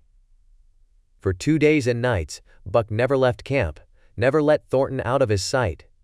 He followed him about at his work, watched him while he ate, saw him into his blankets at night and out of them in the morning. But after 2 days the call in the forest began to sound more imperiously than ever. Buck's restlessness came back on him, and he was haunted by recollections of the wild brother, and of the smiling land beyond the divide and the run side by side through the wide forest stretches. Once again he took to wandering in the woods, but the wild brother came no more, and though he listened through long vigils, the mournful howl was never raised. He began to sleep out at night, staying away from camp for days at a time, and once he crossed the divide at the head of the creek and went down into the land of timber and streams. There he wandered for a week, seeking vainly for fresh sign of the wild brother, killing his meat as he traveled, and traveling with the long, easy lope that seems never to tire. He fished for salmon in a broad stream that emptied somewhere into the sea, and by this stream he killed a large black bear, blinded by the mosquitoes while likewise fishing, and raging through the forest helpless and terrible. Even so, it was a hard fight, and it aroused the last latent remnants of Buck's ferocity. And 2 days later, when he returned to his kill and found a dozen wolverines quarreling over the spoil, he scattered them like chaff, and those that fled left 2 behind who would quarrel no more. The blood longing became stronger than ever before. He was a killer, a thing that preyed, living on the things that lived, unaided, alone, by virtue of his own strength and prowess, surviving triumphantly in a hostile environment where only the strong survived. Because of all this, he became possessed of a great pride in himself, which communicated itself like a contagion to his physical being. It advertised itself in all his movements, was apparent in the play of every muscle, spoke plainly as speech in the way he carried himself, and made his glorious furry coat if anything more glorious. But for the stray brown on his muzzle and above his eyes, and for the splash of white hair that ran midmost down his chest, he might well have been mistaken for a gigantic wolf, larger than the largest of the breed. From his St. Bernard father he had inherited size and weight, but it was his shepherd mother who had given shape to that size and weight. His muzzle was the long wolf muzzle, save that it was larger than the muzzle of any wolf, and his head, somewhat broader, was the wolf head on a massive scale. His cunning was wolf cunning, and wild cunning. His intelligence, shepherd intelligence, and St. Bernard intelligence, and all this, plus an experience gained in the fiercest of schools, made him as formidable a creature as any that roamed the wild. A carnivorous animal living on a straight meat diet, he was in full flower, at the high tide of his life, overspilling with vigor and virility. When Thornton passed a caressing hand along his back, a snapping and crackling followed the hand, each hair discharging its pent magnetism at the contact. Every part, brain and body, nerve tissue and fiber, was keyed to the most exquisite pitch, and between all the parts there was a perfect equilibrium or adjustment. To sights and sounds and events which required action, he responded with lightning-like rapidity. Quickly, as a husky dog could leap to defend from attack or to attack, he could leap twice as quickly. He saw the movement, or heard sound, and responded in less time than another dog required to compass the mere seeing or hearing. He perceived and determined and responded in the same instant. In point of fact, the 3 actions of perceiving, determining, and responding were sequential, but so infinitesimal were the intervals of time between them that they appeared simultaneous. His muscles were surcharged with vitality and snapped into place sharply, like steel springs. Life streamed through him in splendid flood, glad and rampant, until it seemed that it would burst him asunder in sheer ecstasy and pour forth generously over the world. "Never was there such a dog," said John Thornton one day as the partners watched Buck marching out of camp. "When he was made, the mold was broke," said Pete. "Why, Jingo, I tink so mineself," Hans affirmed. They saw him marching out of camp, but they did not see the instant and terrible transformation which took place as soon as he was within the secrecy of the forest. He no longer marched. At once he became a thing of the wild, stealing along softly, cat-footed, a passing shadow that appeared and disappeared among the shadows. He knew how to take advantage of every cover, to crawl on his belly like a snake, and like a snake to leap and strike. He could take a ptarmigan from its nest, kill a rabbit as it slept, and snap in mid-air the little chipmunks fleeing a second too late for the trees. Fish in open pools were not too quick for him, nor were beaver, mending their dams, too wary. He killed to eat, not from wantonness, but he preferred to eat what he killed himself. So a lurking humor ran through his deeds, and it was his delight to steal upon the squirrels, and, when he all but had them, to let them go, chattering in mortal fear to the treetops. As the fall of the year came on, the moose appeared in greater abundance, moving slowly down to meet the winter in the lower and less rigorous valleys. Buck had already dragged down a stray part-grown calf, but he wished strongly for larger and more formidable quarry, and he came upon it one day on the divide at the head of the creek. A band of 20 moose had crossed over from the land of streams and timber, and chief among them was a great bull. He was in a savage temper and, standing over 6 feet from the ground, was as formidable an antagonist as even Buck could desire. Back and forth, the bull tossed his great palmated antlers, branching to 14 points and embracing 7 feet within the tips. His small eyes burned with a vicious and bitter light, while he roared with fury at sight of Buck. From the bull's side, just forward of the flank, protruded a feathered arrow end, which accounted for his savageness. Guided by that instinct which came from the old hunting days of the primordial world, Buck proceeded to cut the bull out from the herd. It was no slight task. He would bark and dance about in front of the bull, just out of reach of the great antlers and of the terrible splay hoofs which could have stamped his life out with a single blow. Unable to turn his back on the fanged danger and go on, the bull would be driven into paroxysms of rage. At such moments he charged Buck, who retreated craftily, luring him on by a simulated inability to escape. But when he was thus separated from his fellows, 2 or 3 of the younger bulls would charge back upon Buck and enable the wounded bull to rejoin the herd. There is a patience of the wild, dogged, tireless, persistent as life itself, that holds motionless for endless hours the spider in its web, the snake in its coils, the panther in its ambuscade.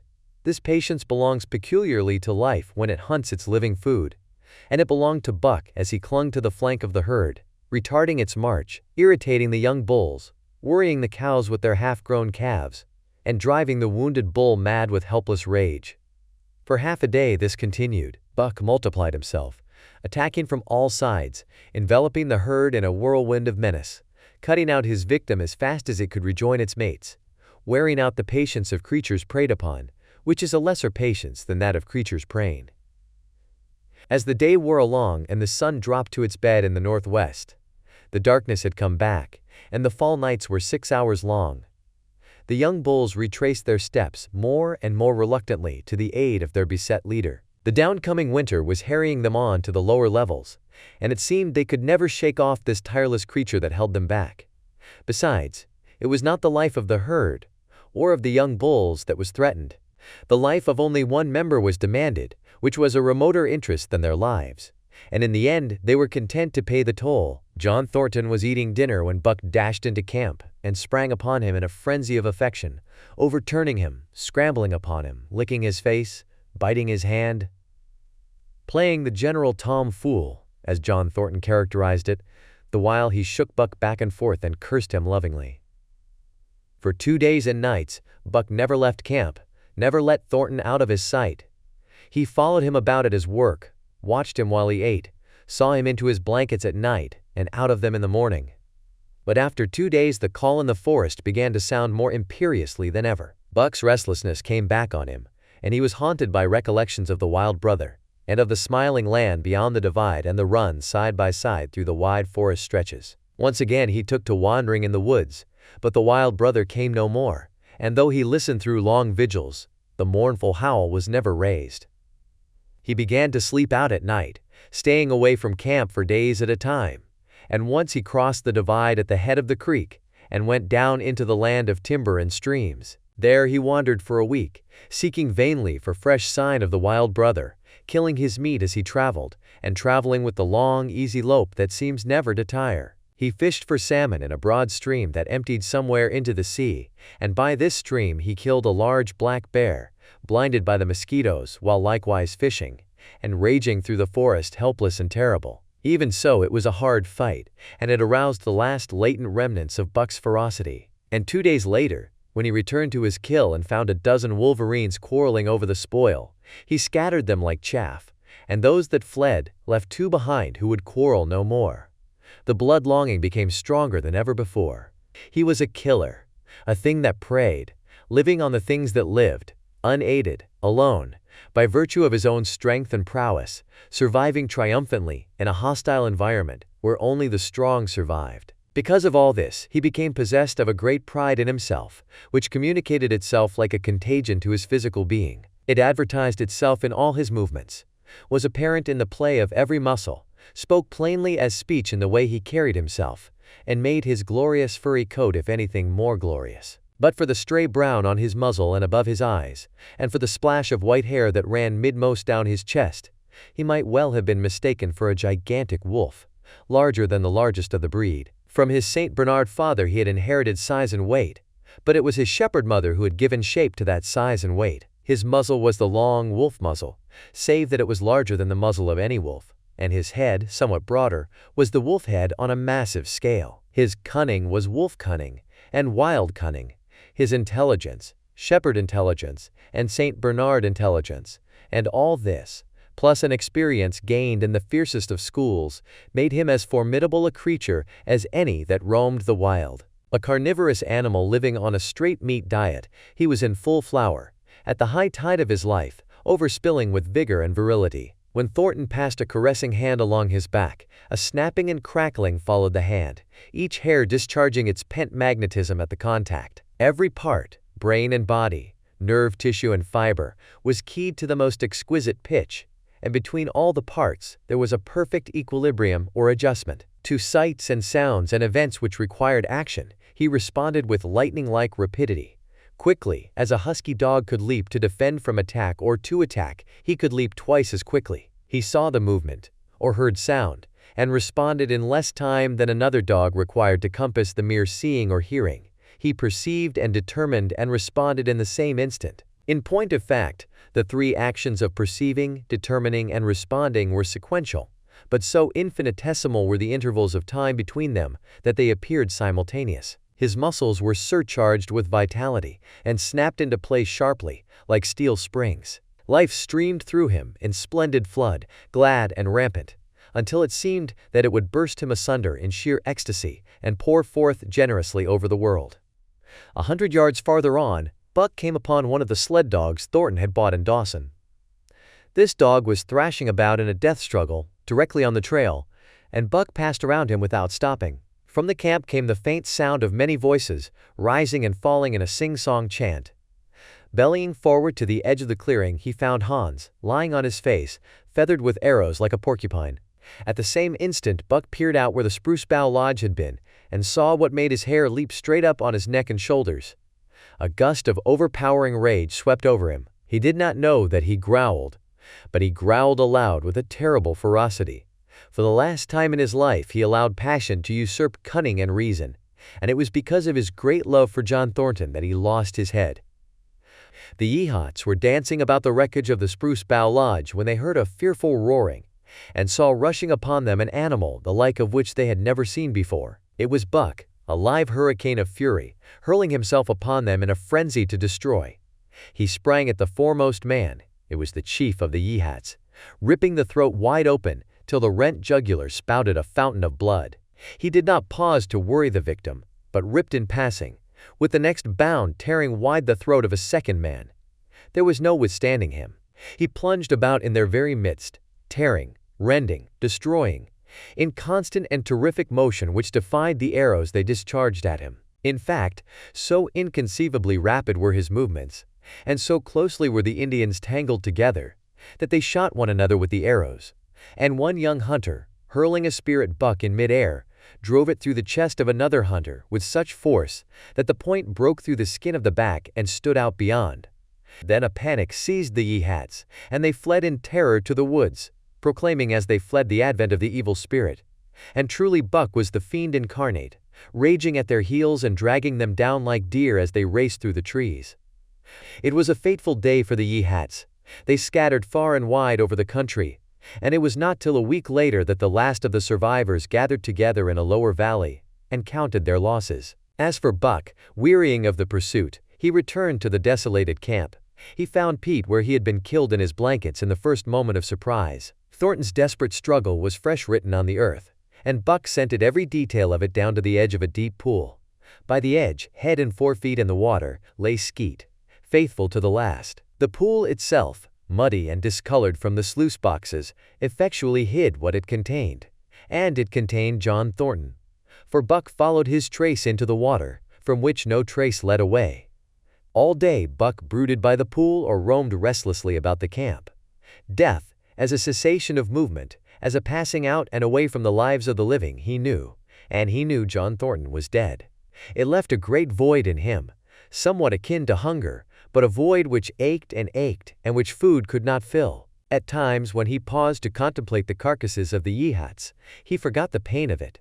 And at such times he was aware of a great pride in himself, a pride greater than any he had yet experienced.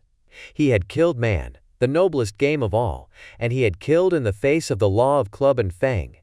He sniffed the bodies curiously. They had died so easily. It was harder to kill a husky dog than them. They were no match at all, were it not for their arrows and spears and clubs. Thenceforward he would be unafraid of them, except when they bore in their hands their arrows, spears and clubs. Night came on, and a full moon rose high over the trees into the sky, lighting the land till it lay bathed in ghostly day. And with the coming of the night, brooding and mourning by the pool, Buck became alive to a stirring of the new life in the forest, other than that which the Yehats had made. He stood up, listening and scenting. From far away drifted a faint, sharp yelp, followed by a chorus of similar sharp yelps. As the moments passed, the yelps grew closer and louder. Again Buck knew them, as things heard in that other world, which persisted in his memory. He walked to the center of the open space and listened. It was the call, the many-noted call, sounding more luringly and compellingly than ever before. And as never before, he was ready to obey. John Thornton was dead. The last tie was broken. Man and the claims of man no longer bound him. Hunting their living meat, as the Yehats were hunting it, on the flanks of the migrating moose, the wolf pack had at last crossed over from the land of streams and timber and invaded Buck's Valley. Into the clearing where the moonlight streamed, they poured in a silvery flood, and in the center of the clearing stood Buck, motionless as a statue, waiting their coming. They were awed, so still and large he stood, and a moment's pause fell, till the boldest one leaped straight for him. Like a flash Buck struck, breaking the neck. Then he stood, without movement, as before, the stricken wolf rolling in agony behind him. 3 others tried it in sharp succession, and one after the other they drew back, streaming blood from slashed throats or shoulders. This was sufficient to fling the whole pack forward, pell-mell, crowded together, blocked and confused by its eagerness to pull down the prey. Buck's marvelous quickness and agility stood him in good stead. Pivoting on his hind legs, and snapping and gashing, he was everywhere at once, presenting a front which was apparently unbroken, so swiftly did he whirl and guard from side to side. But to prevent them from getting behind him, he was forced back, down past the pool, and into the creek bed, till he brought up against a high gravel bank. He worked along to a right angle in the bank, which the men had made in the course of mining, and in this angle he came to bay, protected on 3 sides, and with nothing to do but face the front. And so well did he face it, that at the end of half an hour, the wolves drew back discomfited. The tongues of all were out and lolling, the white fangs showing cruelly white in the moonlight. Some were lying down with heads raised and ears pricked forward. Others stood on their feet, watching him, and still others were lapping water from the pool. One wolf, long and lean and gray, advanced cautiously, in a friendly manner, and Buck recognized the wild brother with whom he had run for a night and a day.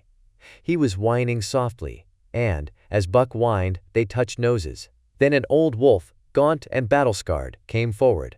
Buck writhed his lips into the preliminary of a snarl, but sniffed noses with him, whereupon the old wolf sat down, pointed nose at the moon, and broke out the long wolf howl. The other sat down and howled, and now the call came to Buck in unmistakable accents. He too sat down and howled. This over, he came out of his angle, and the pack crowded around him, sniffing in half-friendly, half-savage manner. The leaders lifted the yelp of the pack and sprang away into the woods. The wolves swung in behind, yelping in chorus, and Buck ran with them, side by side with the wild brother, yelping as he ran. And here may well end the story of Buck. The years were not many when the Yehats noted a change in the breed of timber wolves, for some were seen with splashes of brown on head and muzzle, and with a rift of white centering down the chest. But more remarkable than this, the Yehats tell of a ghost dog that runs at the head of the pack. They are afraid of this ghost dog, for it has cunning greater than they, stealing from their camps in fierce winters, robbing their traps, slaying their dogs, and defying their bravest hunters. Nay, the tale grows worse. Hunters there are who fail to return to the camp, and hunters there have been whom their tribesmen found with throats slashed cruelly open and with wolf prints about them in the snow, greater than the prints of any wolf. Each fall, when the Yehots follow the movement of the moose, there is a certain valley which they never enter, and women there are who become sad when the word goes over the fire of how the evil spirit came to select that valley for an abiding place. In the summers there is one visitor, however, to that valley, of which the Yehots do not know. It is a great, gloriously coated wolf, like, and yet unlike, all other wolves. It crosses alone from the smiling timberland, and comes down into an open space among the trees. Here a yellow stream flows from rotted moosehide sacks and sinks into the ground, with long grasses growing through it, and vegetable mold overrunning it, and hiding its yellow from the sun. And here he muses for a time, howling once, long and mournfully, ere he departs. But he is not always alone. When the long winter nights come on and the wolves follow their meat into the lower valleys, he may be seen running at the head of the pack through the pale moonlight or glimmering borealis, leaping gigantic above his fellows, his great throat a bellow, as he sings a song of the younger world, which is the song of the pack, the end of the call of the wild. Thank you for joining us on this adventure with Bookify. If you enjoyed the journey, be sure to subscribe for more timeless classics coming your way. We'd love to hear your thoughts. Let us know in the comments if you have any suggestions or favorite moments to share.